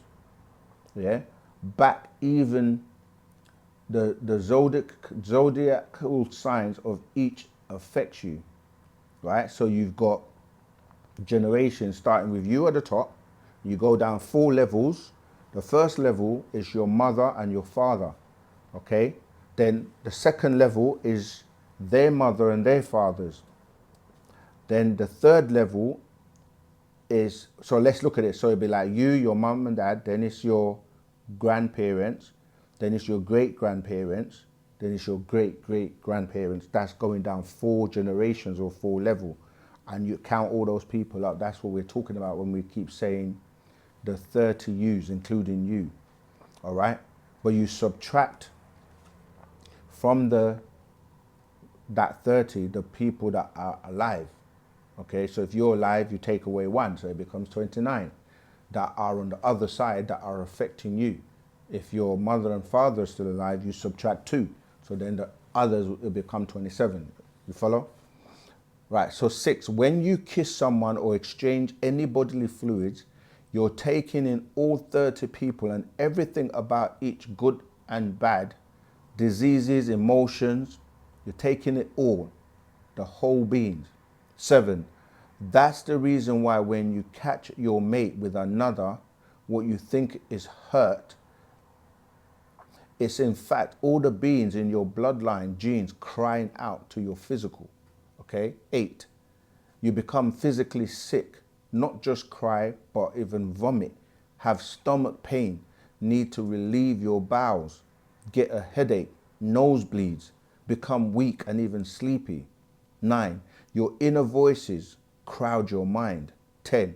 In some cases, take over and people unalive others or themselves. Yeah? 11. Some fight others, die from what is called a broken heart.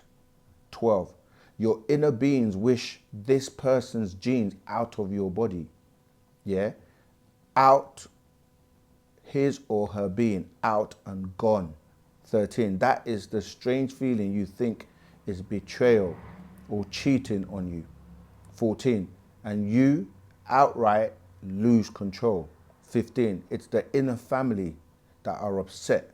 16. It goes back to the 30 personalities in you of your ancestors. 17. If you are a vegetarian and have been one for years, that is obviously you. 18. This ties into the question that I think T was asking. 18. That is your conscious choice. 19.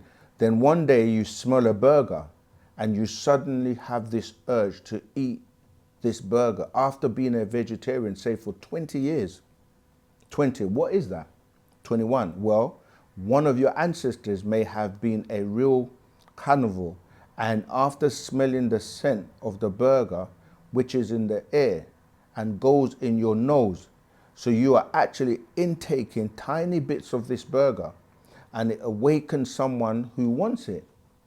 22. Now, consciously you are saying, I know I shouldn't eat that burger. I don't even like meat. But for some reason, I've been craving this burger since I smelt it that day or the day before. 23. Again, that is not you. 24. Now here is the clincher. 25. If you give in to that personality, who may have been number 30, let's say, now they have moved up one place on the ladder, and are now the ladder from the 4 generations that I mentioned, and now they're number 29, 26. They actually have become stronger. And if you keep feeding that force, that 30, you may have, who may have been, glutton. 27, which means it is not going to stop with food. It can turn into something and everything else if you do not get that personality under control. You see, this is what I was saying. If you keep succumbing to it, I'll read a few more verses and then I'll stop. It says 28, looking at you from the outside, people may say, well, so-and-so changed. 29, they used to be so this or that. 30, now they seem totally different. 31, that is because the so-and-so you knew is now suppressed for whatever reason, and 30 took over. 32, so in essence, they are totally different because someone else is in the driver's seat now. Does the body work off of heat or cold? 34, heat. And to feed that fire, you must have fuel, which is the food you consume. You see? 35, your body is your own personal temple, and the fire is what burns the food inside you. 36, that same scent that your body gives off is what can attract a lion to want to eat you. The problem, 37, the problem is people are forgetting that they are just another animal. 38, your body acts as the altar to a temple, and different beings are attracted to what is placed on your altar. So if you consume lots of blood or red meat, thus you will attract those type of beings as well. 40, if you put lots of grains or plants on your altar, you will attract those types of beings as well. You are what you eat. Okay, I'll stop there, but this is what I was explaining. So you hear a lot of people say the body is the temple. If the body is the temple, then you have an altar in your temple. And that's when you're eating food, what's happening is your body generates heat because you have something called the solar plexus, which when you go and blow on your hand, you feel the heat because that's what's happening. You're taking in oxygen that is being burnt and converting into what? Carbon dioxide. Carbon is the residue of burning. So what's happening is you're eating this food, the acid in the blood, once the food has been broken down into liquid, that's why you chew the food and then it goes through the system. It then burns that food, and then you're porous, meaning you got pores, and the burning of the food gives off the gases that come out of your body, and then you smell of what you eat. And there's a movie called World War Z, or World War Z, as we say in the UK. If you watch that, it will explain, because it's dealing with the zombie apocalypse, how zombies are attracted to beings that are giving off a particular type of smell, you see. And again, that's why he explained there that when you're in the jungle, for example, where animals are, they have a heightened sense of smell. So they can actually smell you from a mile off. This is one of the reasons why when people try to go and look for Bigfoot, you know, we have an actual fact. Is it back there? Yeah, we have an actual fact called Bigfoot, where, yeah, they try to find them. They go in the forest or in the jungle, and then they can't, because they smell you as a human being. Animals can smell you, you see, because of what you eat. You ooze off that. You even smell other people. Like, you know, for example, if an Asian person eats certain types of foods, whether it's curries or whatever, you can smell that, and certain other races too, you know. So I hope that, I know I went on a bit, but I hope that helped. Let's keep going. Wow, there's a lot. Let me see where I was. Okay, cool. I just saw a question. Yeah, that was the blood mixing question. I think we covered that. Okay, 12-12-25. Hear not, see not, speak not. I'm getting restless trying to decipher this cryptic message. Please save me. No, tidbit. Stay tuned to OSM Vision. Subscribe and be a member, and then you get it first. You remember the members get it first, and then it's available to everyone afterwards. But yeah, it's gonna be live. It's gonna be very good. That's all I can say. That's your tidbit, yeah. Buckle your seatbelt. You know, Wu-Sabat, we always come correct. We come different. So yeah, that's for I think is what every. All right, let's keep going. Black Toretto Rahubat. I read from the Telegram an update from Baba that said they will not return for those in the USA. Should those who accept Wu-Sabat leave? If so, go where? Slight misquote, but I know the update you're talking about. I mean, if you see what's going on, not just in America, but around the world, but particularly in America, that's why that question is why you need to be on the inside and be close, because we have the guide, the one that is here to guide us and tell us where to go and so on and so forth. So if you are really close, you know, you will know that, and that's why you have to be close to the family, frequent the bookstores, be a part of the communities, get to know, because staying on the outside, you're not going to know the intricate details of certain things, you see. So yeah, that's the best I can say for you, is to come close, get involved with what's going on. That's why we have many projects and many things going on, where if you read the 100 project and other projects that are going on, you will be in the know. All right, so that's what I'm going to say to you. I'll post a link in the chat, but you definitely are not going to know the secrets or the information being outside. You've got to work from the inside out, not from the outside in.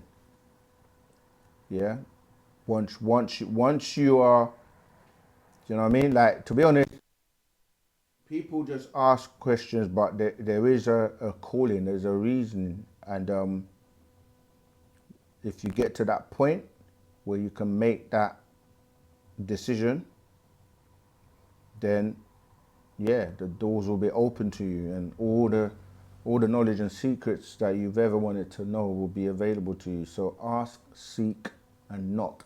ASK. It spells the word ask. Ask us anything.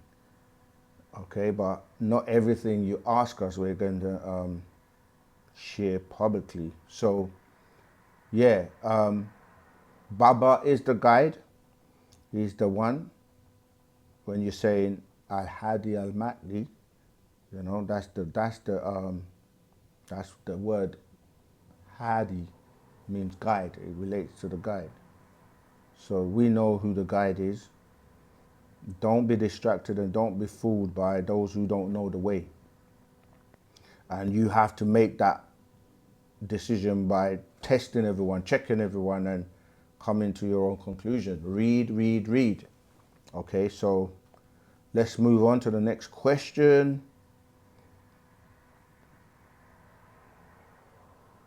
Okay, I see that Mazamal. Ai Zamal Sakam Sanan Mantu Hatat is dealing with certain questions already.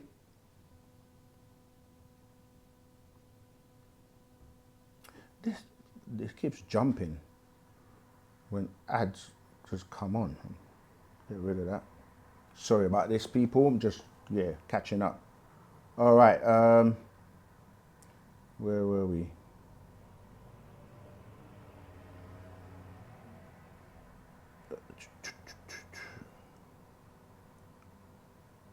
Is it okay to eat birds?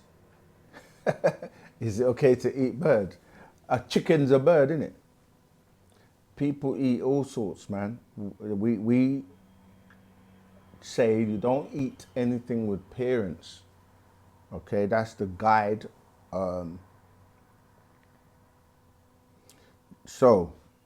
at the end of the day, people are going to do what they're going to do unless they really want to listen to the best advice or information that will make them better. But Wu-Sabat is not like it's not we're not a religion, you see. So the information is presented, you apply it or you don't. There's only you do or you don't. There's no trying or I'm going to. You do or you don't. I'm trying to catch up because this thing keeps jumping.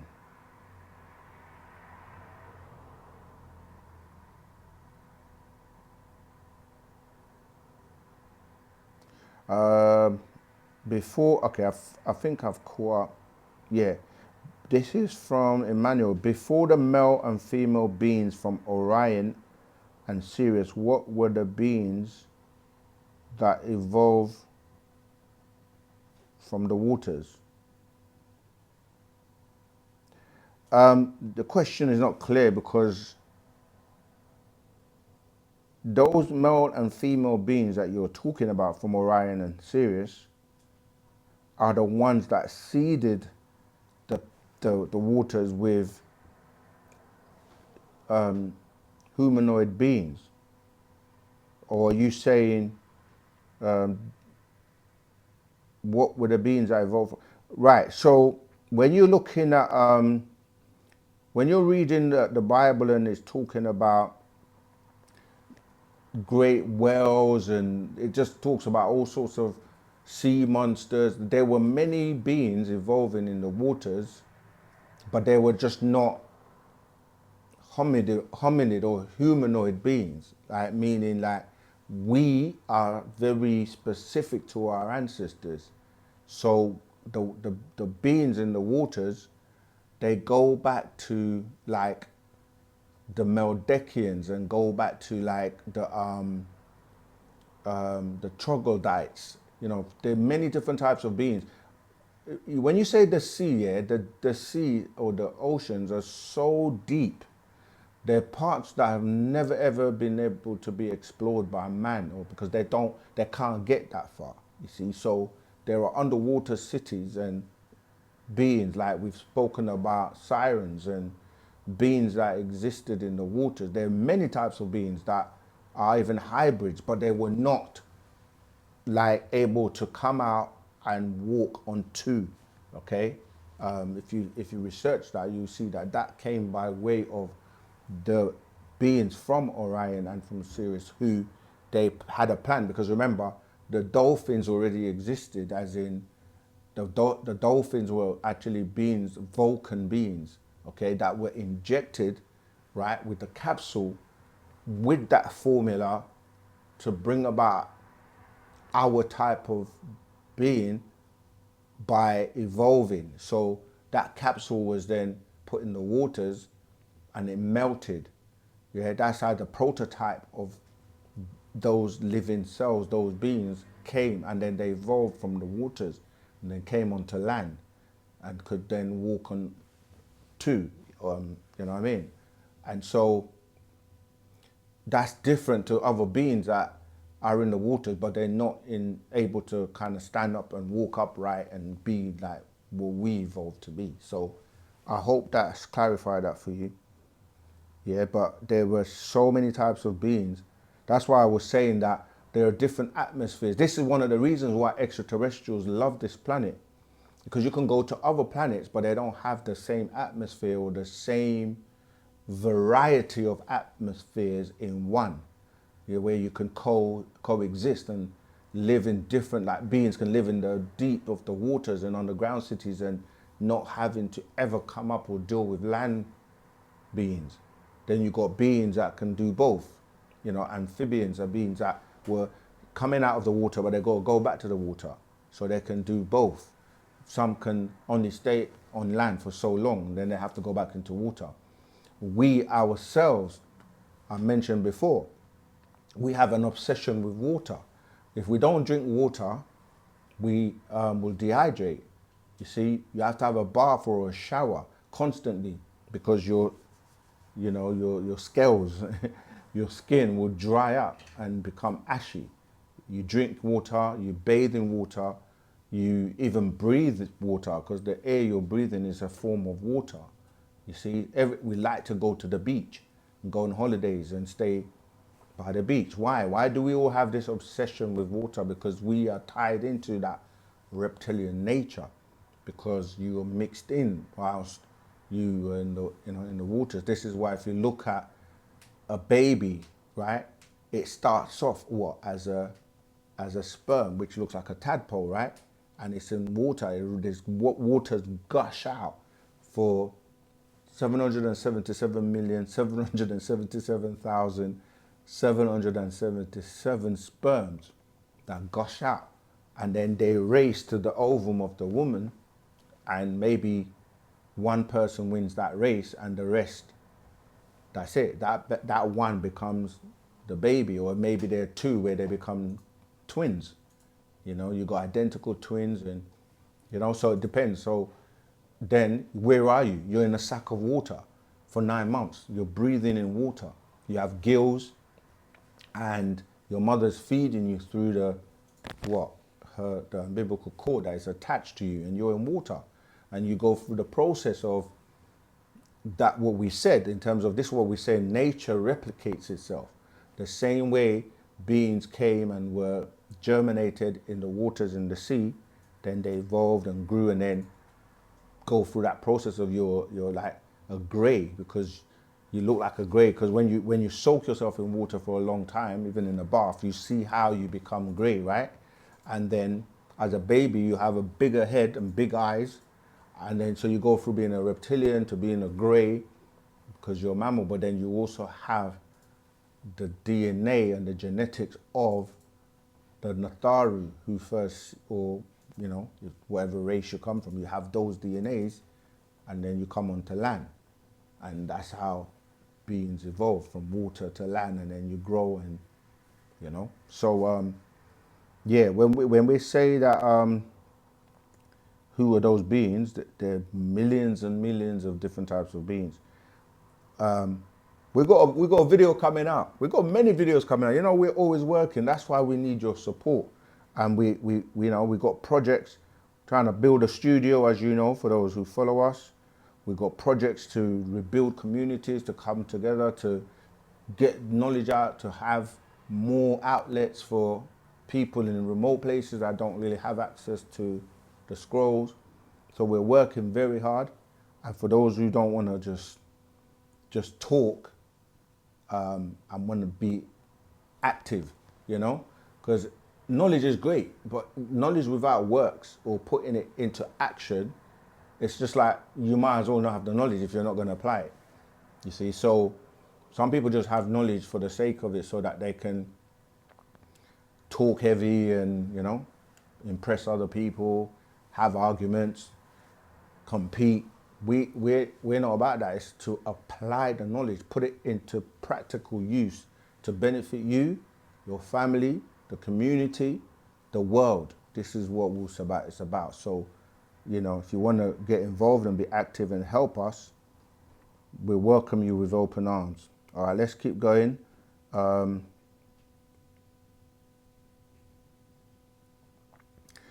go see if questions have already been answered by Sakam. I've been watching OSM for about 2 years now. Okay, yeah, there's a conversation. I don't want to... Okay, yeah. Yeah, they're having that. They're going back. And Sakam's doing a great job. Tawa Zamal. I like that. The many are called, few are from Israel. The many are called, few are chosen. But you know what's interesting? That a brother, a Zamal, showed me a perspective. Before you were chosen, yeah, you're called. I just literally called everyone that said, come close, come and... But if you're called, you have to answer first, right? If you don't answer the call, or you don't do anything about the call, or you answer the call and you come in and you don't do any work to improve yourself, transform yourself, as you heard us read from the 24 elders. So many are called, how many actually answer, and how many actually follow up and then transform and do the works to be chosen. You know, everybody likes to get the prize, but how many people want to put in the work? Everybody likes the glory. Everybody wants to win, but you have to put in the work. You see, and that's why we keep saying soon there may be a time where you won't have that opportunity. You know, the master was explaining to us many years ago, and it tells you in the scriptures as well. The tabernacle is not always going to be open. Okay, let's keep going. More questions. Is there anything on TikTok? TikTokers, glad you're still with us. Stay with us. We appreciate, love all of you. Okay, I'm trying to get to another question. Okay, here we go. Maria, question 1. If I am a golden child, how would I know I am one? That's question 1. Answer to question 1, if you've read the Golden Children, or have you read the Golden Children? If you have, the answer in there, it's in there. It says you won't know, right? But there are attributes that are described of a golden child, and it says don't claim it, right? Don't force it. The time will come when the one who knows will let you know. He has to touch you. He has to do certain things, but don't claim it. Sorry, let me just, Miss Iris Moss, my go-to juice. Oh, that's so refreshing. Sorry, family, I literally talk so much. I talk all day. You might think it's just when you see us doing the lives, but people come and ask us questions all the time. We in the Telegram group, we're answering questions, and we're always teaching and always spreading Wu-Sabat. And so, yeah, the throat does need some lubrication sometimes. All right, let's keep going. Yeah, you will know. I was question one. Where's Maria? I've lost it. Yeah, you will know. You will know internally, but you can't confirm it until the master teacher actually tells you. And he says, don't claim it, don't force it. You may be one, you may not be one. Your children may be one, and your children may not be. And just because you have one golden child doesn't mean all your children are golden children. You know, the actual part of that, the golden children, goes into it. So that's question one. I'm trying to find question two. Question two, where are you? If they're not a golden child, how can they recognize a golden child? If who is not a golden child? Maria. Oh, that's the question. How would they recognize one? Okay, when you read that part of that, yeah, I found it now. What, yeah, okay. Yeah. When you read it, it explains that you have fire children too, with who, this is what I was saying, that there's always the distortion or the counteraction of the golden children. You'll have fire children who act and behave in a similar way, but they're there to distract and to kind of take the golden children off the path, because they would think they're the same. So how would I, who am not a golden child, recognize a golden child? Because of the things they can do. They're very smart, they're very, the golden children Patarak explains, very talented a lot of the times.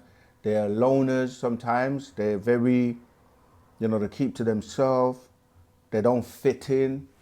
But just that description may fit someone else who's just a person who doesn't, because one of the things is when you wake up and you can see your third eye is open or your pineal glands open, you start to see things differently. And you can become a loner when you start to change your habits, stop hanging around with certain people, stop doing certain things. You become, but it doesn't necessarily mean that because you're a loner and you find it can be quite sad as well. That's why you have to be amongst like-minded people who are the same as you, where you can talk about extraterrestrials and ask questions, talk about the inner earth, talk about all these things that we talk about, and don't feel like you're crazy, like people will try to make you out to be. So just because you're fit in the description of a golden child doesn't necessarily mean that you are. That's why we say you won't know for sure until the one who knows tells you. And lastly, what scroll to read about them? The scroll is called the Golden Children. That's let me see if I can find it. Yeah, that's the scroll you really do need. There are so many parteracts because, like, the master, he doesn't leave any stones unturned. He covers it all. And no one really will have an excuse in this day and time. There we go. The Golden Children. All right. So that's the one you need to get. It's quite short, but I'm just going to highlight the bit that that kind of covers what you're saying. So it says, this is one of the ways you will know. It says, Likum, your Karadu children are really not you. That was 1. 2, they only came through your DNA. 3, the golden children started their final incarnation into chosen persons in 1973 AD on up to 2003 AD.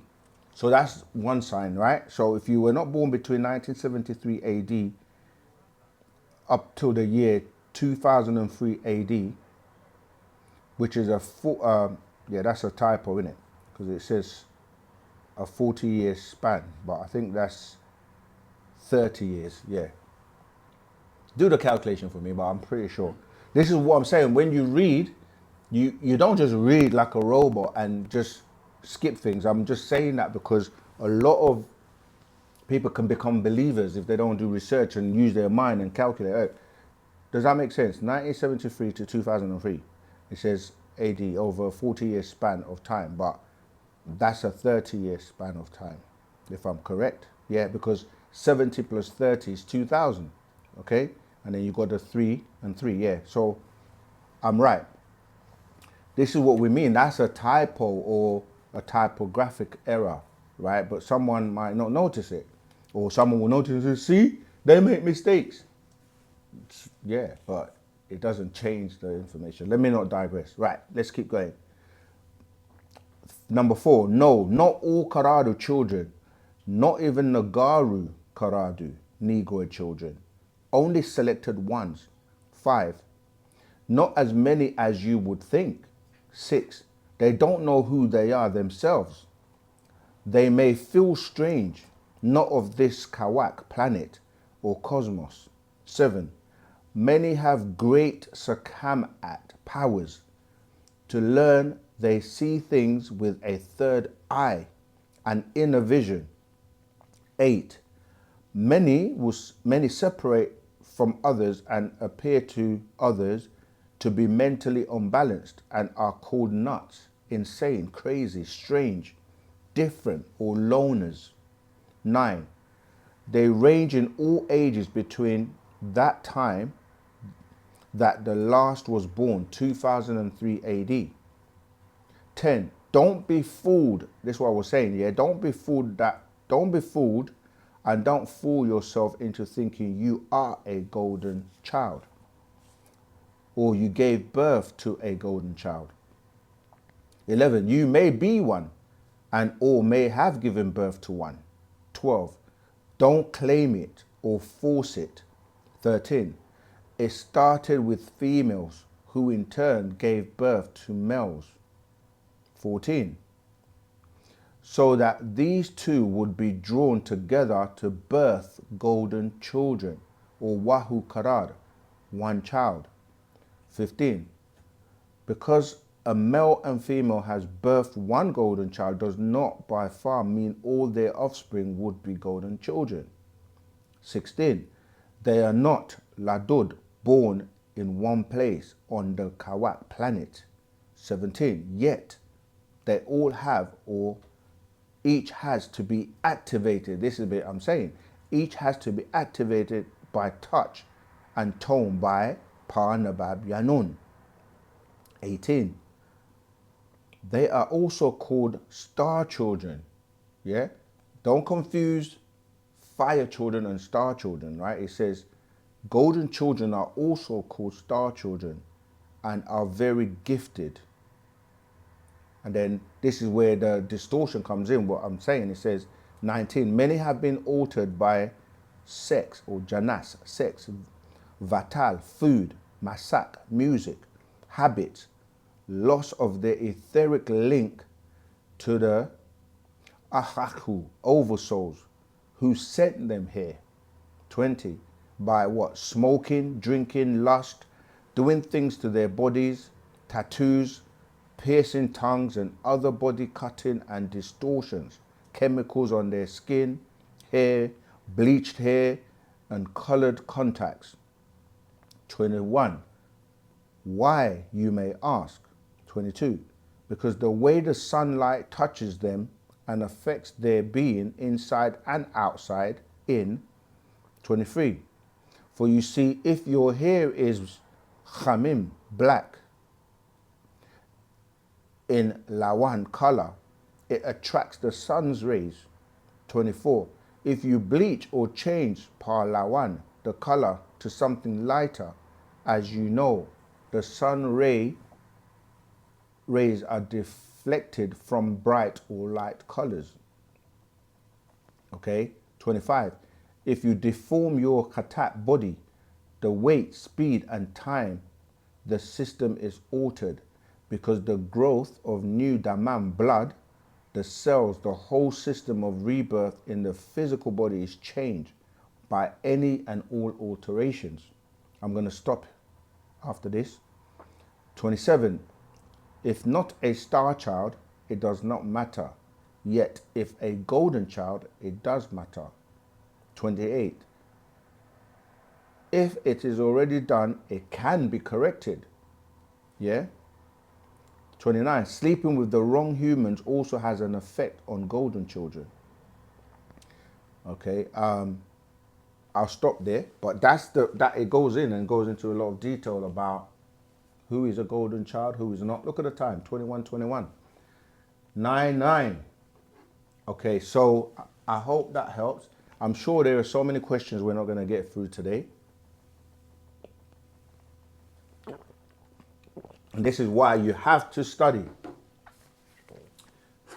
Miss Iris Moss, get it in the chat. Okay, let's see how much questions we got left. Okay, not too bad. We're doing good. We're doing good. Right, let me see if I can do one question a minute. 9 questions to the end of our live today. So Maria, I hope that helps. So if you haven't read The Golden Children, grab hold of that at your earliest convenience. Okay, let's keep going.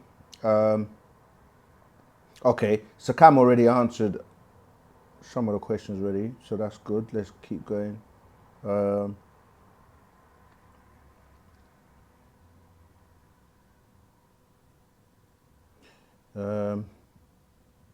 Okay, I don't. Okay, Marceliana. Sakan. I own a herbal shop in. Okay.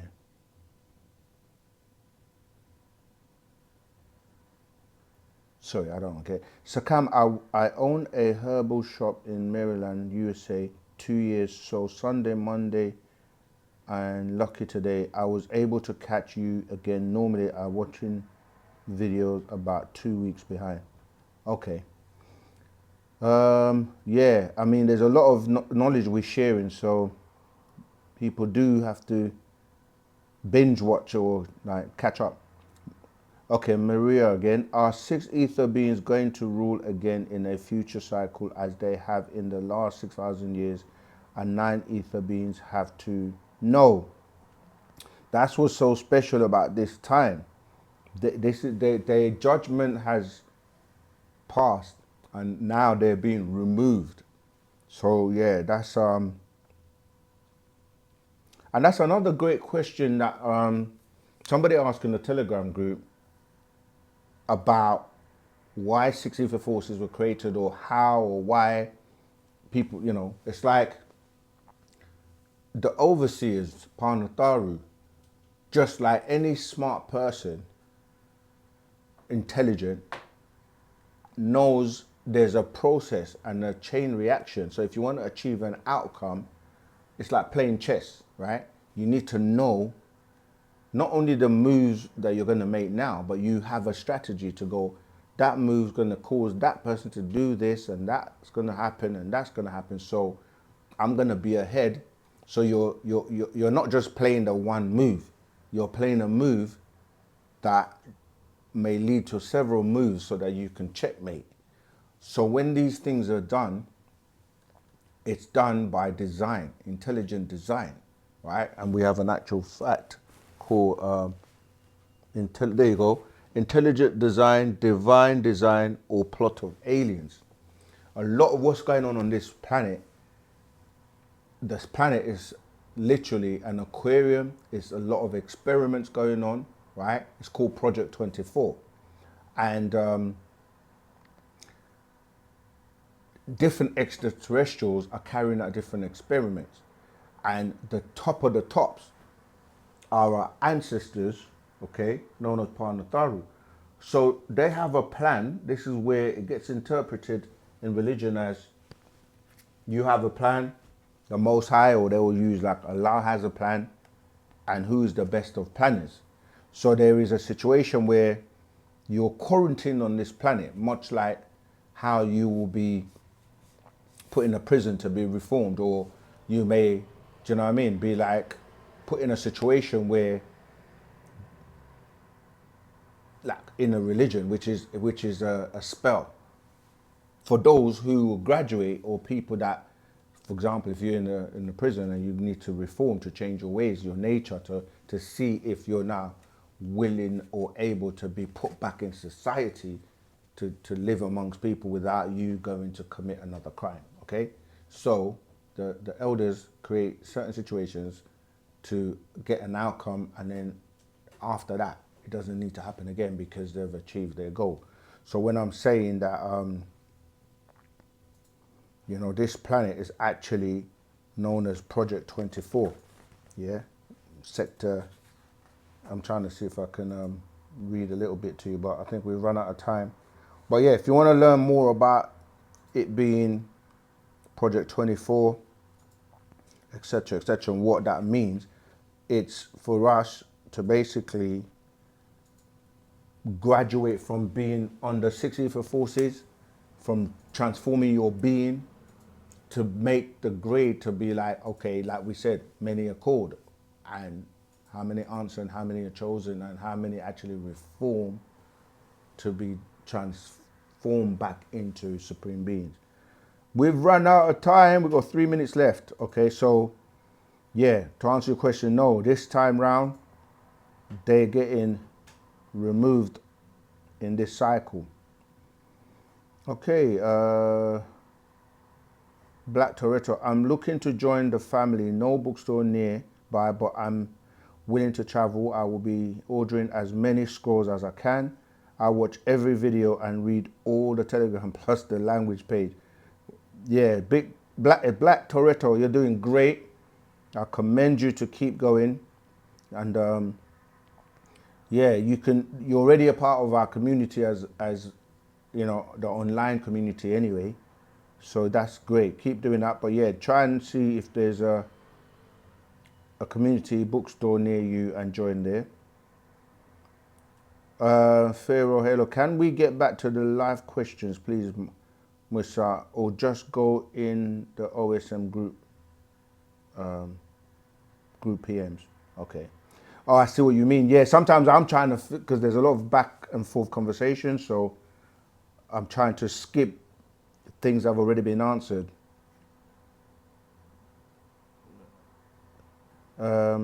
Boaz Israel, the separation before receiving the great. This is religion talk. The sign the Father is the calling you to speak to him and cling to him. Righteousness is wicked. Righteousness is wicked to the wicked. Okay, that's confusion. The Father's here. This is the Father. Okay. Okay, yeah. I'm glad you said. Oh, we actually reached. I reached the end. Yeah, we've answered every question. Yep, right on time. So remember, like, share, subscribe, hit the notification bell so you can be alerted to everything that's happening.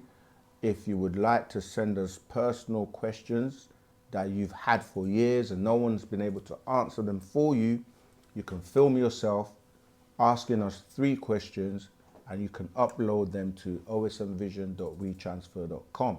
If you'd like to have a one-to-one to help you elevate on a personal level, hit us up. You can have a one-to-one with me. If you would like a one-to-one that we can, you know, share with others, you can also do that. And we put those on OSM Vision. So we want to give thanks, gratitude to the master teacher who will be home with us soon. We want to give thanks to all you who subscribe, who join, who are members, who are loyal to the cause, who share, and you teach other people, each one teach one. We want to say nothing but ashuk, divine love to all of you. And until next week, same time, same place, all TikTok family, that goes to you too. Until next time, same place, same time, 7 p.m. on OSM Vision, the channel where your souls matter, right? Until next time, Wadu.